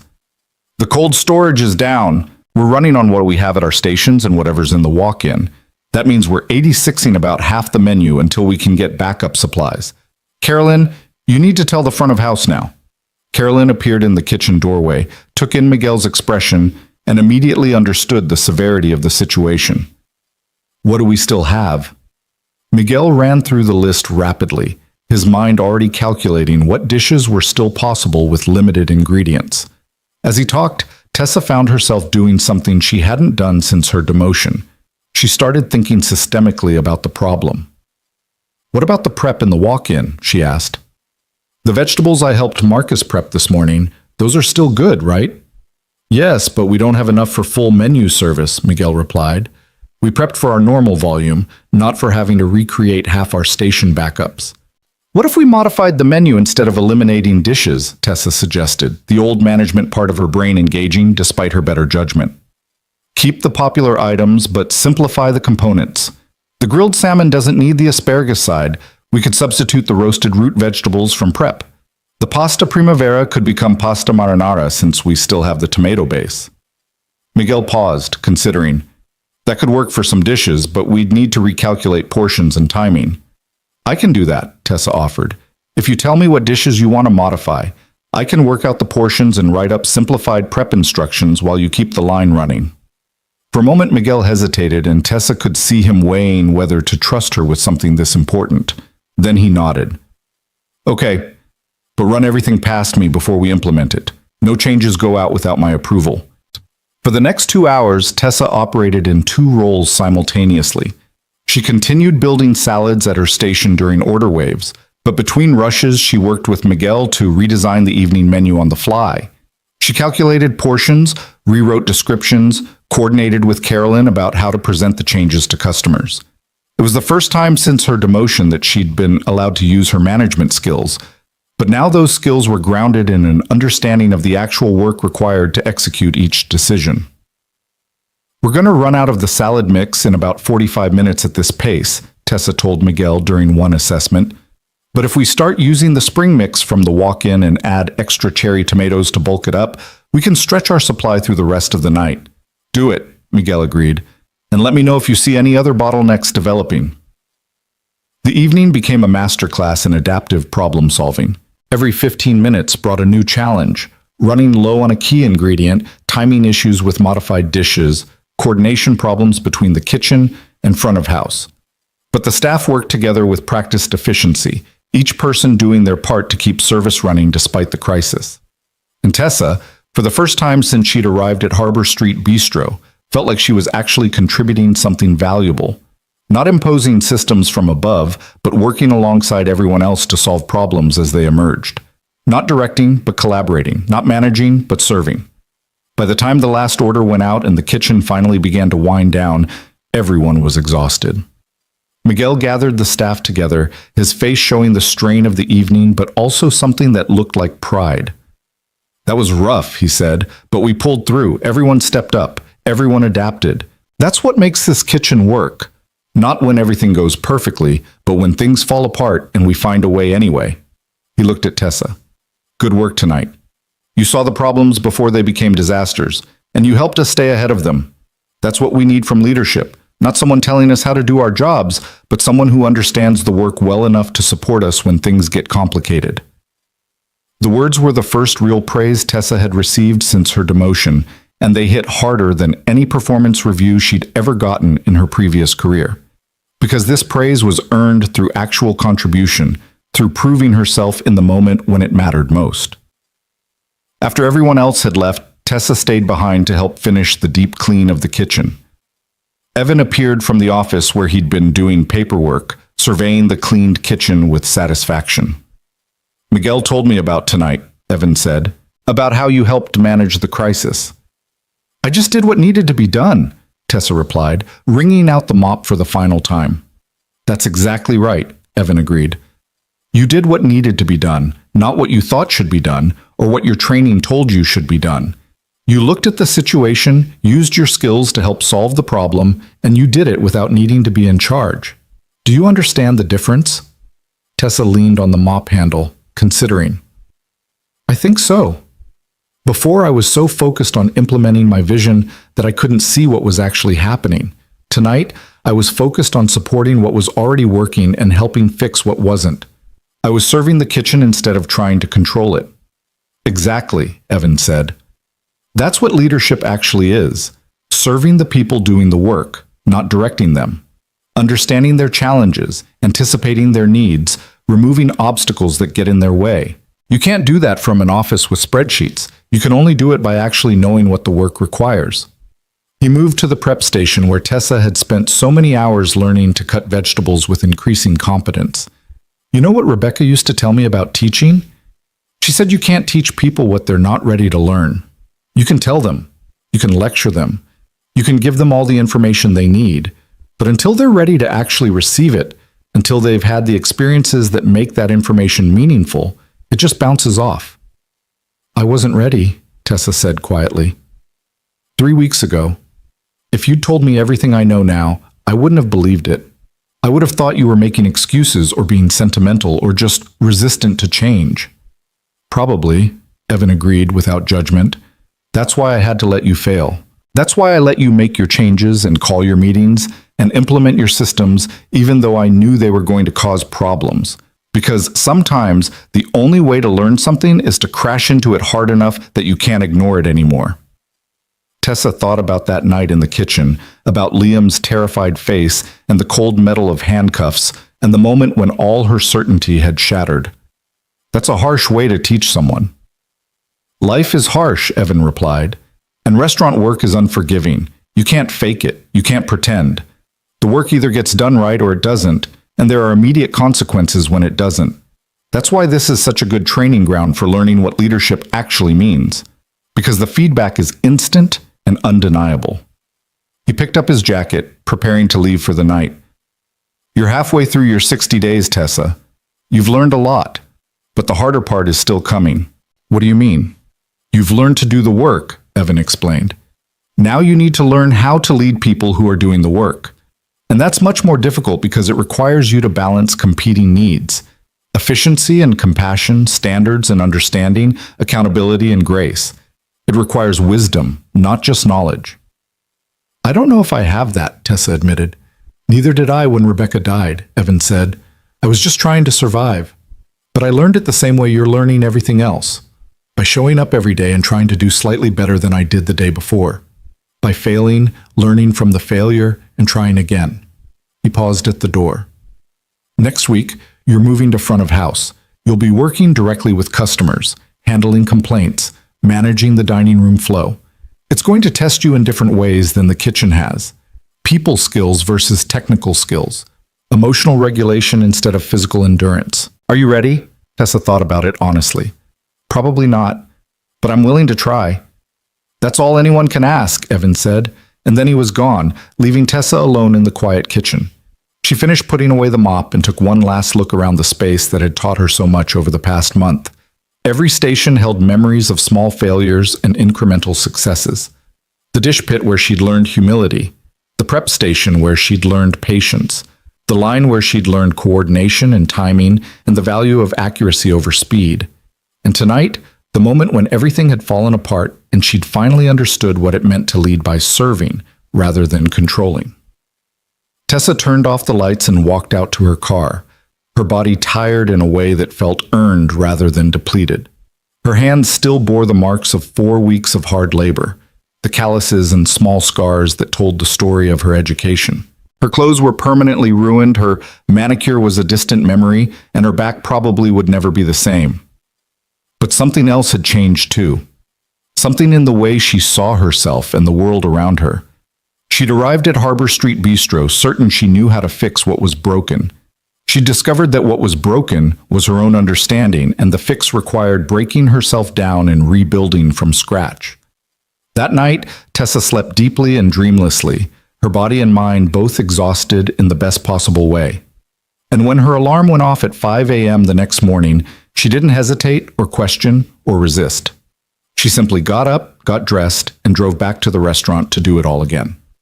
Because that's what the work required. That's what she'd finally learned to value. Not the appearance of leadership, but the substance of it. Not the authority of a title, but the credibility of experience. Not the certainty of having all the answers, but the humility of knowing there was always more to learn. And as she pulled into the parking lot at Harbor Street Bistro, Tessa realized something that would have seemed impossible just 4 weeks ago. She was grateful.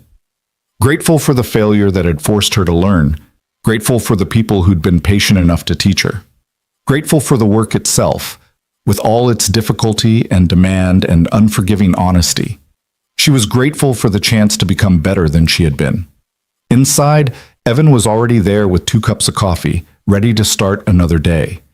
And Tessa walked through the door with her head held high, ready to learn whatever lesson today would teach.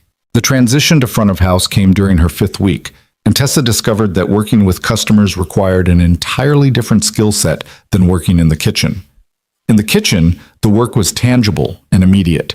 You either made the dish correctly or you didn't.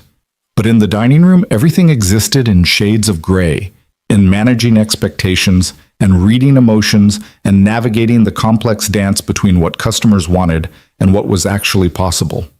Carolyn paired Tessa with herself for the first few shifts, demonstrating the careful choreography of good service. "Watch how I approach tables," Carolyn instructed as the lunch rush began. "You're reading body language before you even speak. Are they in a hurry? Are they celebrating something? Are they having an argument and just want to be left alone? Every table is different, and you have to adjust your approach accordingly." Tessa watched as Carolyn moved through the dining room with practiced grace, somehow knowing exactly when to check on a table and when to give them space, when to make recommendations, and when to simply take the order efficiently.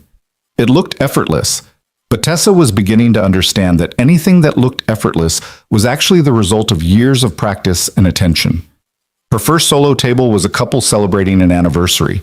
Tessa approached with what she hoped was friendly confidence, but she could feel herself overcompensating, talking too much, trying too hard. When she returned to the kitchen to place their order, Carolyn was waiting with a gentle correction.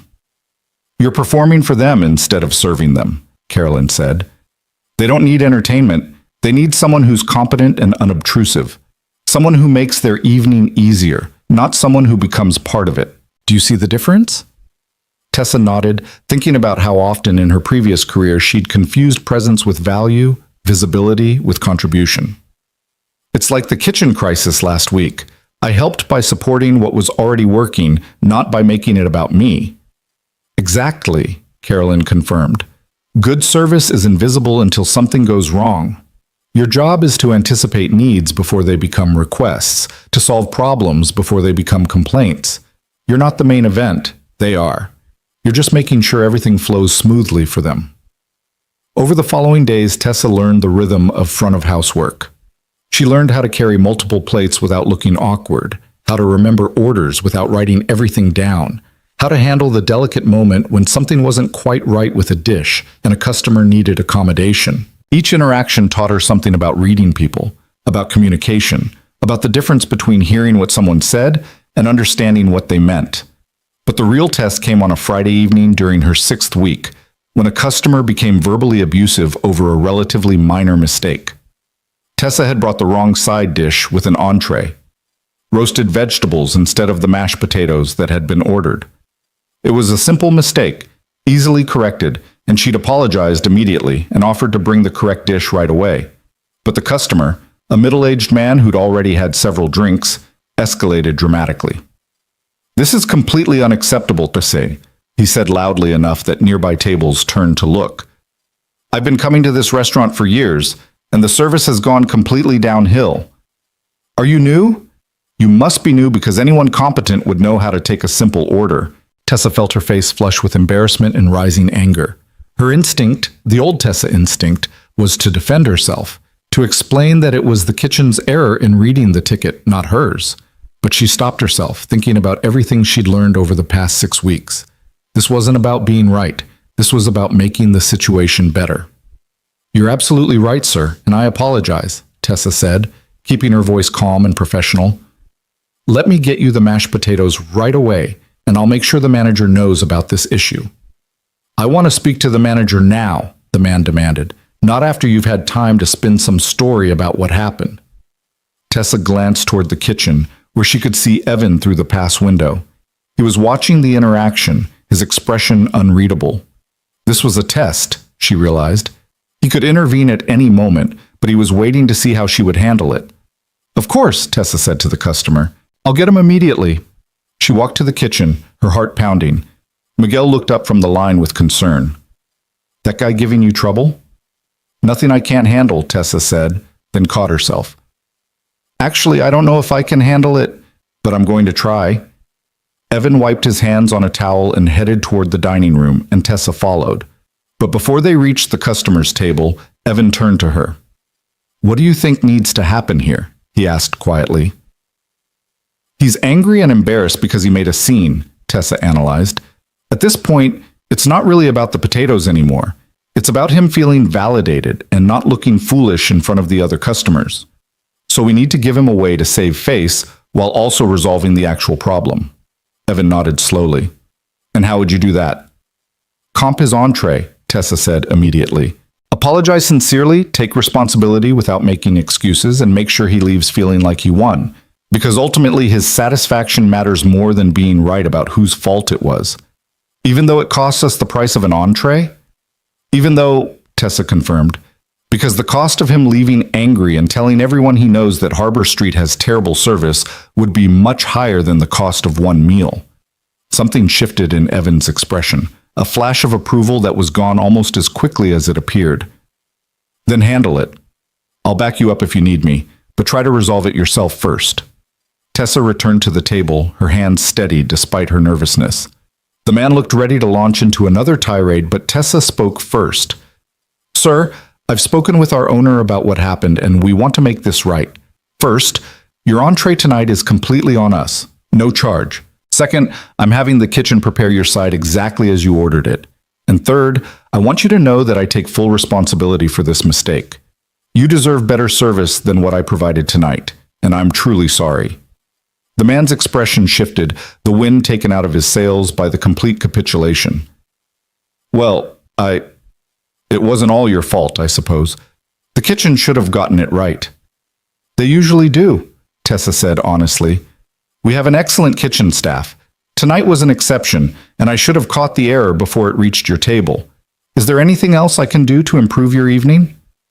The man seemed mollified, the righteous anger draining away now that he'd gotten what he wanted. No, that's fine. Thank you for handling it professionally. Tessa returned to the kitchen on shaking legs, aware that multiple tables had witnessed the entire exchange. Carolyn intercepted her before she could disappear into the dish pit to hide. That was well done, Carolyn said quietly. You de-escalated instead of defending. You gave him what he needed emotionally, not just what he demanded practically. That's advanced level service. I just did what seemed right, Tessa said, though her heart was still racing. That's exactly the point, Carolyn replied. 6 weeks ago, you would have tried to prove you were right and he was overreacting. You would have made it worse because you couldn't separate your ego from the situation. But now you understand that good service isn't about ego, it's about outcomes. That incident became a turning point in how the staff viewed Tessa. Word spread quickly through the restaurant about how she'd handled the difficult customer, and she noticed a subtle shift in people's interactions with her. Marcus started saving her a seat during the family meals that had resumed after Tessa's policies were reversed. Ray asked her opinion about reorganizing the dish pit for better efficiency. Miguel invited her to help plan the menu for an upcoming special event. She was being invited back into the community she'd almost destroyed. But the real moment of transformation came during her 8th week, on an otherwise ordinary Tuesday afternoon. Liam came to the restaurant after school, his backpack covered in those same superhero patches, his light-up sneakers tracking mud into the kitchen until Evan made him take them off at the door. Dad, I got an A on my history test, Liam announced, waving a paper proudly. Evan scooped him up despite the fact that the boy was getting too big to be carried. That's my guy! I'm so proud of you! Tessa watched the interaction from the prep station where she was helping Marcus with the dinner mise en place.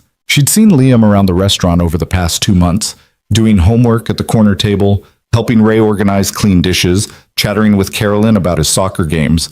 But she'd kept her distance, unsure how to interact with the child who'd watched his father get handcuffed because of her false accusation. Liam noticed her watching and whispered something to his dad. Evan set him down, and the boy approached Tessa with the fearless curiosity of 7-year-olds. "You're Tessa, right?" Liam asked. "The lady who called the police on my dad?" Tessa's throat went tight. "Yes, I am, and I'm very, very sorry about that, Liam.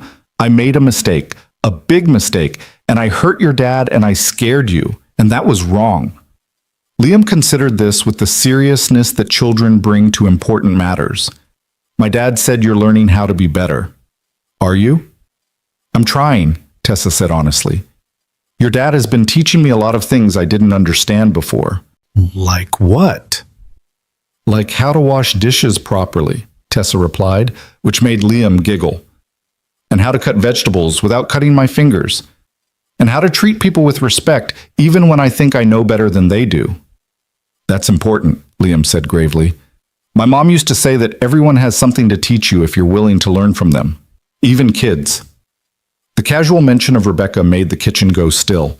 Evan had stopped what he was doing, watching his son with an expression of such tender grief that it made Tessa's chest ache. "Your mom sounds like she was a very wise person," Tessa said softly. "She was the best," Liam agreed. Then, with the mercurial mood shifts of childhood, he brightened. "Hey, do you want to see my history test? I got all the dates right about the Revolutionary War." "I'd love to see it," Tessa said, and meant it. Liam ran to get his backpack, and Evan approached Tessa, his voice low. "Thank you for apologizing to him." "You didn't have to do that." "Yes, I did," Tessa replied. "He was there. He saw everything. He deserved to hear me take responsibility." Evan nodded, and in that nod was a depth of approval that meant more to Tessa than any performance evaluation she'd ever received, because this approval wasn't about her skills or her efficiency or her productivity. It was about her character and whether she'd learned to value the right things. Over the following weeks, Tessa developed an unlikely friendship with Liam. He'd show her his schoolwork while she prepped vegetables. She'd help him with his math homework during the lull between lunch and dinner. He taught her the names of all the superheroes on his backpack, and she taught him how to properly set a table for fine dining. Their interactions were easy and uncomplicated in the way that friendships with children can be. He'd forgiven her completely because children are better at forgiveness than adults, and she treasured that forgiveness as the gift it was. As Tessa entered her 9th week, Evan began involving her in management decisions again. But the dynamic was completely different now. Instead of presenting her plans and expecting compliance, she found herself in genuine conversations about how the restaurant operated and what might be improved. "I've been thinking about the prep schedule," Tessa said during one of their early morning coffee sessions. "Not because it's inefficient, I understand now why it works the way it does, but because I noticed Marcus is doing a lot of redundant work.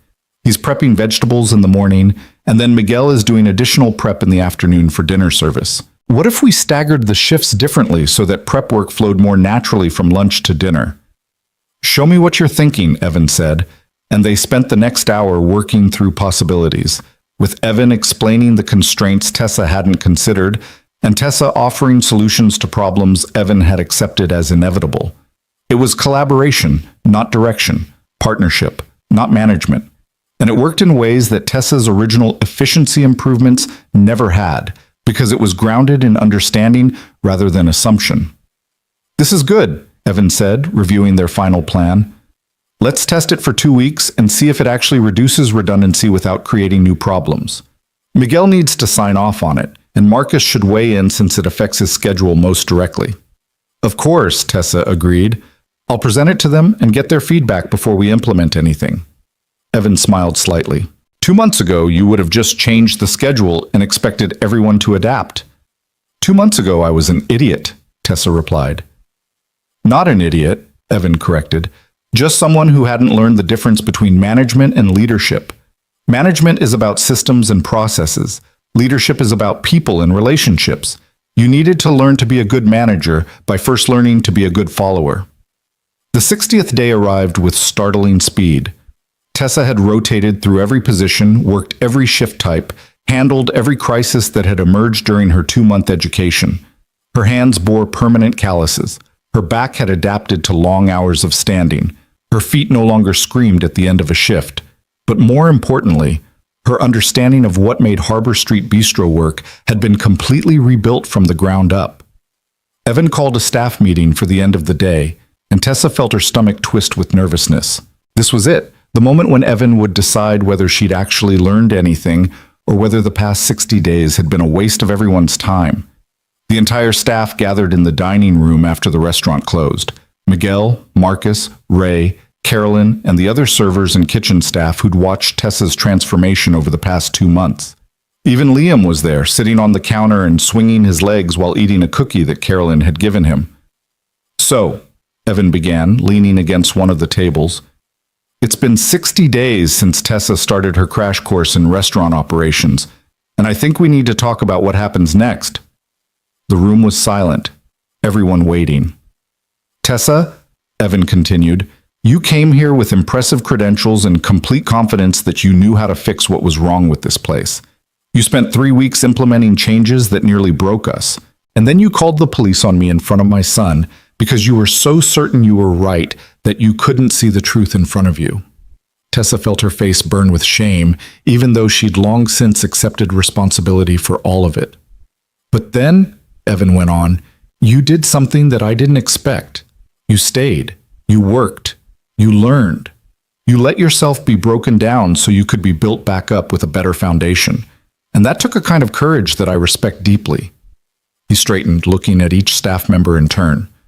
"I asked all of you to give Tessa a chance to prove she could learn. Some of you were skeptical.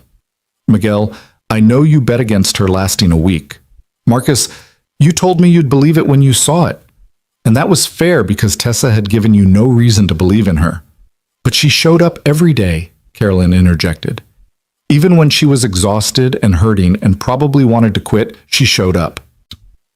"She helped us through the refrigeration crisis," Miguel added. "She saw problems we'd missed and helped us adapt instead of panicking." "She apologized to my kid," Evan said, his voice softening. "She took responsibility, not just to me but to Liam, who deserved to hear it. That mattered." He turned back to Tessa. "So here's what I've decided. There's still a general manager position open at Harbor Street Bistro, but it's not the same position you thought you were taking 2 months ago. This position requires someone who understands every role in this restaurant because they've done it themselves.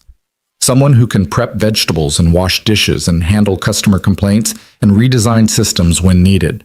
Someone who leads by serving, not by controlling." Tessa held her breath. "Tessa, if you want it, the job is yours. But you need to understand what you're agreeing to. You'll be managing people who know more than you do about their specific jobs. Your role isn't to tell them how to do their work. It's to support them in doing it well, to remove obstacles, to advocate for them, to make sure this restaurant remains a place where people take pride in what they do because they're treated with dignity and respect." "I understand," Tessa said, her voice steady despite the emotions churning in her chest. "And I want it. Not because I think I've learned everything, I know I haven't, but because I finally understand what I'm supposed to be learning, and I want to keep getting better at it." Evan looked around the room. "Does anyone object to Tessa becoming general manager?" There was a long moment of silence, and Tessa felt the weight of 2 months of hard work hanging in the balance. Then Miguel spoke. "No objection. She's earned it." "Agreed," Carolyn said. Marcus nodded. "Yeah, she's okay." Ray gave a thumbs up from where he stood in the doorway to the kitchen. "Then it's settled," Evan said. "Tessa, welcome back to management. Try not to call the police on me again." The tension broke with laughter, and Tessa felt tears burning behind her eyes. Not tears of relief exactly, but something deeper. Gratitude for the chance she'd been given, respect for the people who'd been patient enough to teach her, and joy at being welcomed back into a community she'd almost destroyed. Over the following months, Tessa settled into her new role with a completely different approach than her first attempt. She created systems, yes, but she created them in collaboration with the people who would actually use them. She improved efficiency, but she measured that efficiency in terms of quality of work life, not just productivity metrics. She made changes, but she made them slowly, with buy-in from everyone affected. The restaurant thrived, not because of dramatic innovations or revolutionary changes, but because everyone working there felt valued and supported. Staff turnover, which had been starting to creep up during Tessa's first 3 weeks, dropped to nearly zero. The quality of service improved because people took pride in their work rather than just following procedures. And customers noticed the difference. They could feel the warmth in the space, the genuine care that went into every interaction. One evening, about 6 months after her reinstatement, Tessa was working the floor during dinner service when she noticed an older woman sitting alone at a corner table. The woman had ordered the chicken special, but was now staring at it with an expression of such profound sadness that Tessa stopped what she was doing and approached gently. "Is everything all right with your meal?" Tessa asked softly. The woman looked up, her eyes wet with tears. "The food is perfect. It's just my husband and I used to come here every month for our anniversary dinner. He passed away 3 months ago, and I thought I could handle coming alone, but—" She trailed off, unable to finish. Tessa could have offered to box the meal, could have brought the check quickly to end the woman's discomfort. That would have been efficient, but she'd learned that efficiency wasn't always the right goal. Instead, Tessa pulled out the chair across from the woman and sat down. "Would you like to tell me about him?" The woman's face crumpled with gratitude, and for the next 20 minutes, Tessa listened as she shared stories about her late husband, their first date, their wedding, their 53 years together. She listened without rushing, without checking her watch, without thinking about the other tables that needed attention. She just listened because that was what this moment required. When the woman finally finished her meal and prepared to leave, she squeezed Tessa's hand. "Thank you. You didn't have to do that." "Yes, I did," Tessa replied. "This is what we're here for, not just to serve food, but to take care of people." She watched the woman leave, feeling the weight of that interaction settle into her understanding of what her job actually was. This was what Evan had been trying to teach her. This was what the past 6 months had been about. Not systems or efficiency or productivity, but the fundamental truth that everything, absolutely everything, came down to how you treated people. Evan had been watching from the kitchen window, and when Tessa returned to check on the other tables, he caught her eye and nodded with approval that needed no words. Later that evening, after the restaurant had closed and the staff had finished cleaning, Tessa found herself alone with Evan in the quiet kitchen. They were doing the final check of the stations, making sure everything was ready for the next day's opening. "Can I ask you something?" Tessa said as she wiped down the prep counter. "That first night when I called the police, you could have told me who you were at any point. You could have stopped it before it got that far. Why didn't you?" Evan was quiet for a moment, organizing the dry storage with the methodical care he brought to everything. "Do you remember what I told you about Rebecca's student? The one who learned kindness by being given responsibility for it?" "Yes." "I was that kid," Evan said. "Not literally, but that story was about me. When I was 14, I was angry at the world. My dad had left, my mom was working 3 jobs, and I was taking that anger out on everyone around me. I was heading towards serious trouble." He closed the storage cabinet and turned to face her. "Then I met a teacher, Mr. Harrison, 11th grade English, who saw something in me that I didn't see in myself. He didn't punish me or lecture me or try to control my anger. Instead, he gave me responsibility. He made me his teaching assistant, put me in charge of helping younger students who were struggling. And something about being responsible for others, about having people depend on me, changed everything." Tessa listened, understanding beginning to dawn. "That night when you called the police, I could have stopped it," Evan continued. "I could have revealed who I was and made you look foolish. But I realized that you were like me at 14, so certain you were right, so focused on your own perspective that you couldn't see anything else. And the only way you were going to learn was by crashing into the consequences of that certainty hard enough that you couldn't ignore them anymore. That's why you gave me responsibility instead of just firing me," Tessa said. "You made me responsible for understanding the people I'd hurt." "Exactly," Evan confirmed. "I gave you the chance to become better by making you accountable for what better actually looked like. And you surprised me. You took that chance seriously. You did the work, even when it was hard and humiliating and everything in you probably wanted to quit." "I almost did quit," Tessa admitted. About a dozen times, actually. The only thing that kept me coming back was the fact that you believed I could learn, and I didn't want to prove you wrong. Rebecca would have liked you, Evan said quietly. She always believed that people could change if you gave them the right reasons and the right support. She would have said that what happened that night with the police wasn't a mistake. It was necessary. Because sometimes we need to be broken before we can be remade into something better. They finished the closing routine in comfortable silence, and Tessa realized that this quiet partnership in making sure everything was ready for tomorrow was what leadership actually looked like. Not grand gestures or dramatic moments, but showing up consistently, taking care of the details, making sure the people depending on you had what they needed to do their jobs well. As they prepared to leave, Liam burst through from the office where he'd been doing homework. "Dad, I finished. Can we go get ice cream?"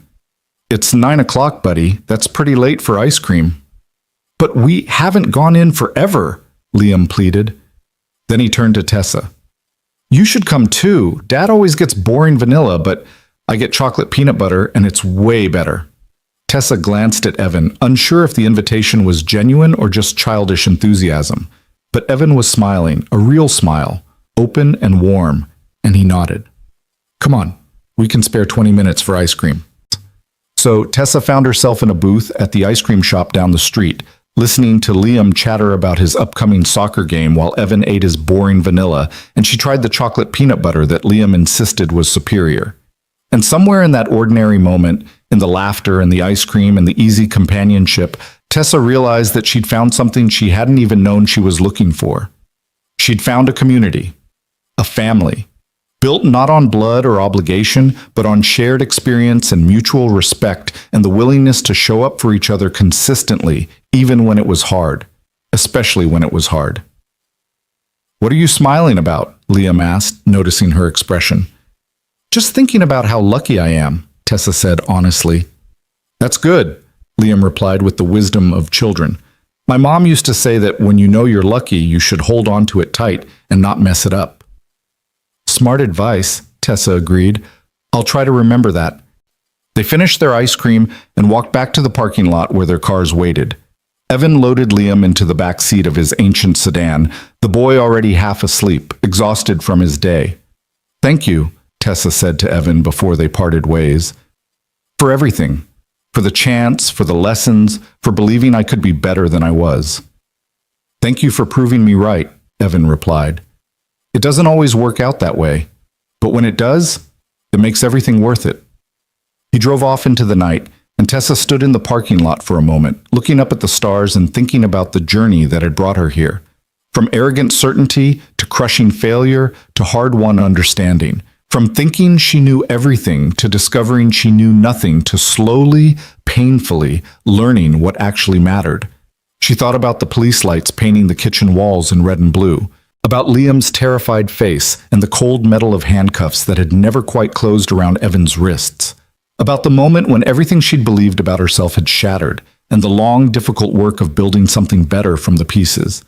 And she thought about tomorrow, when she'd show up at 6 a.m. for the delivery truck, when she'd work alongside people who'd become her friends and her teachers, when she'd continue learning how to lead by serving rather than controlling, how to build systems that supported people rather than constrained them, how to measure success not in productivity metrics, but in the dignity and joy people found in their work.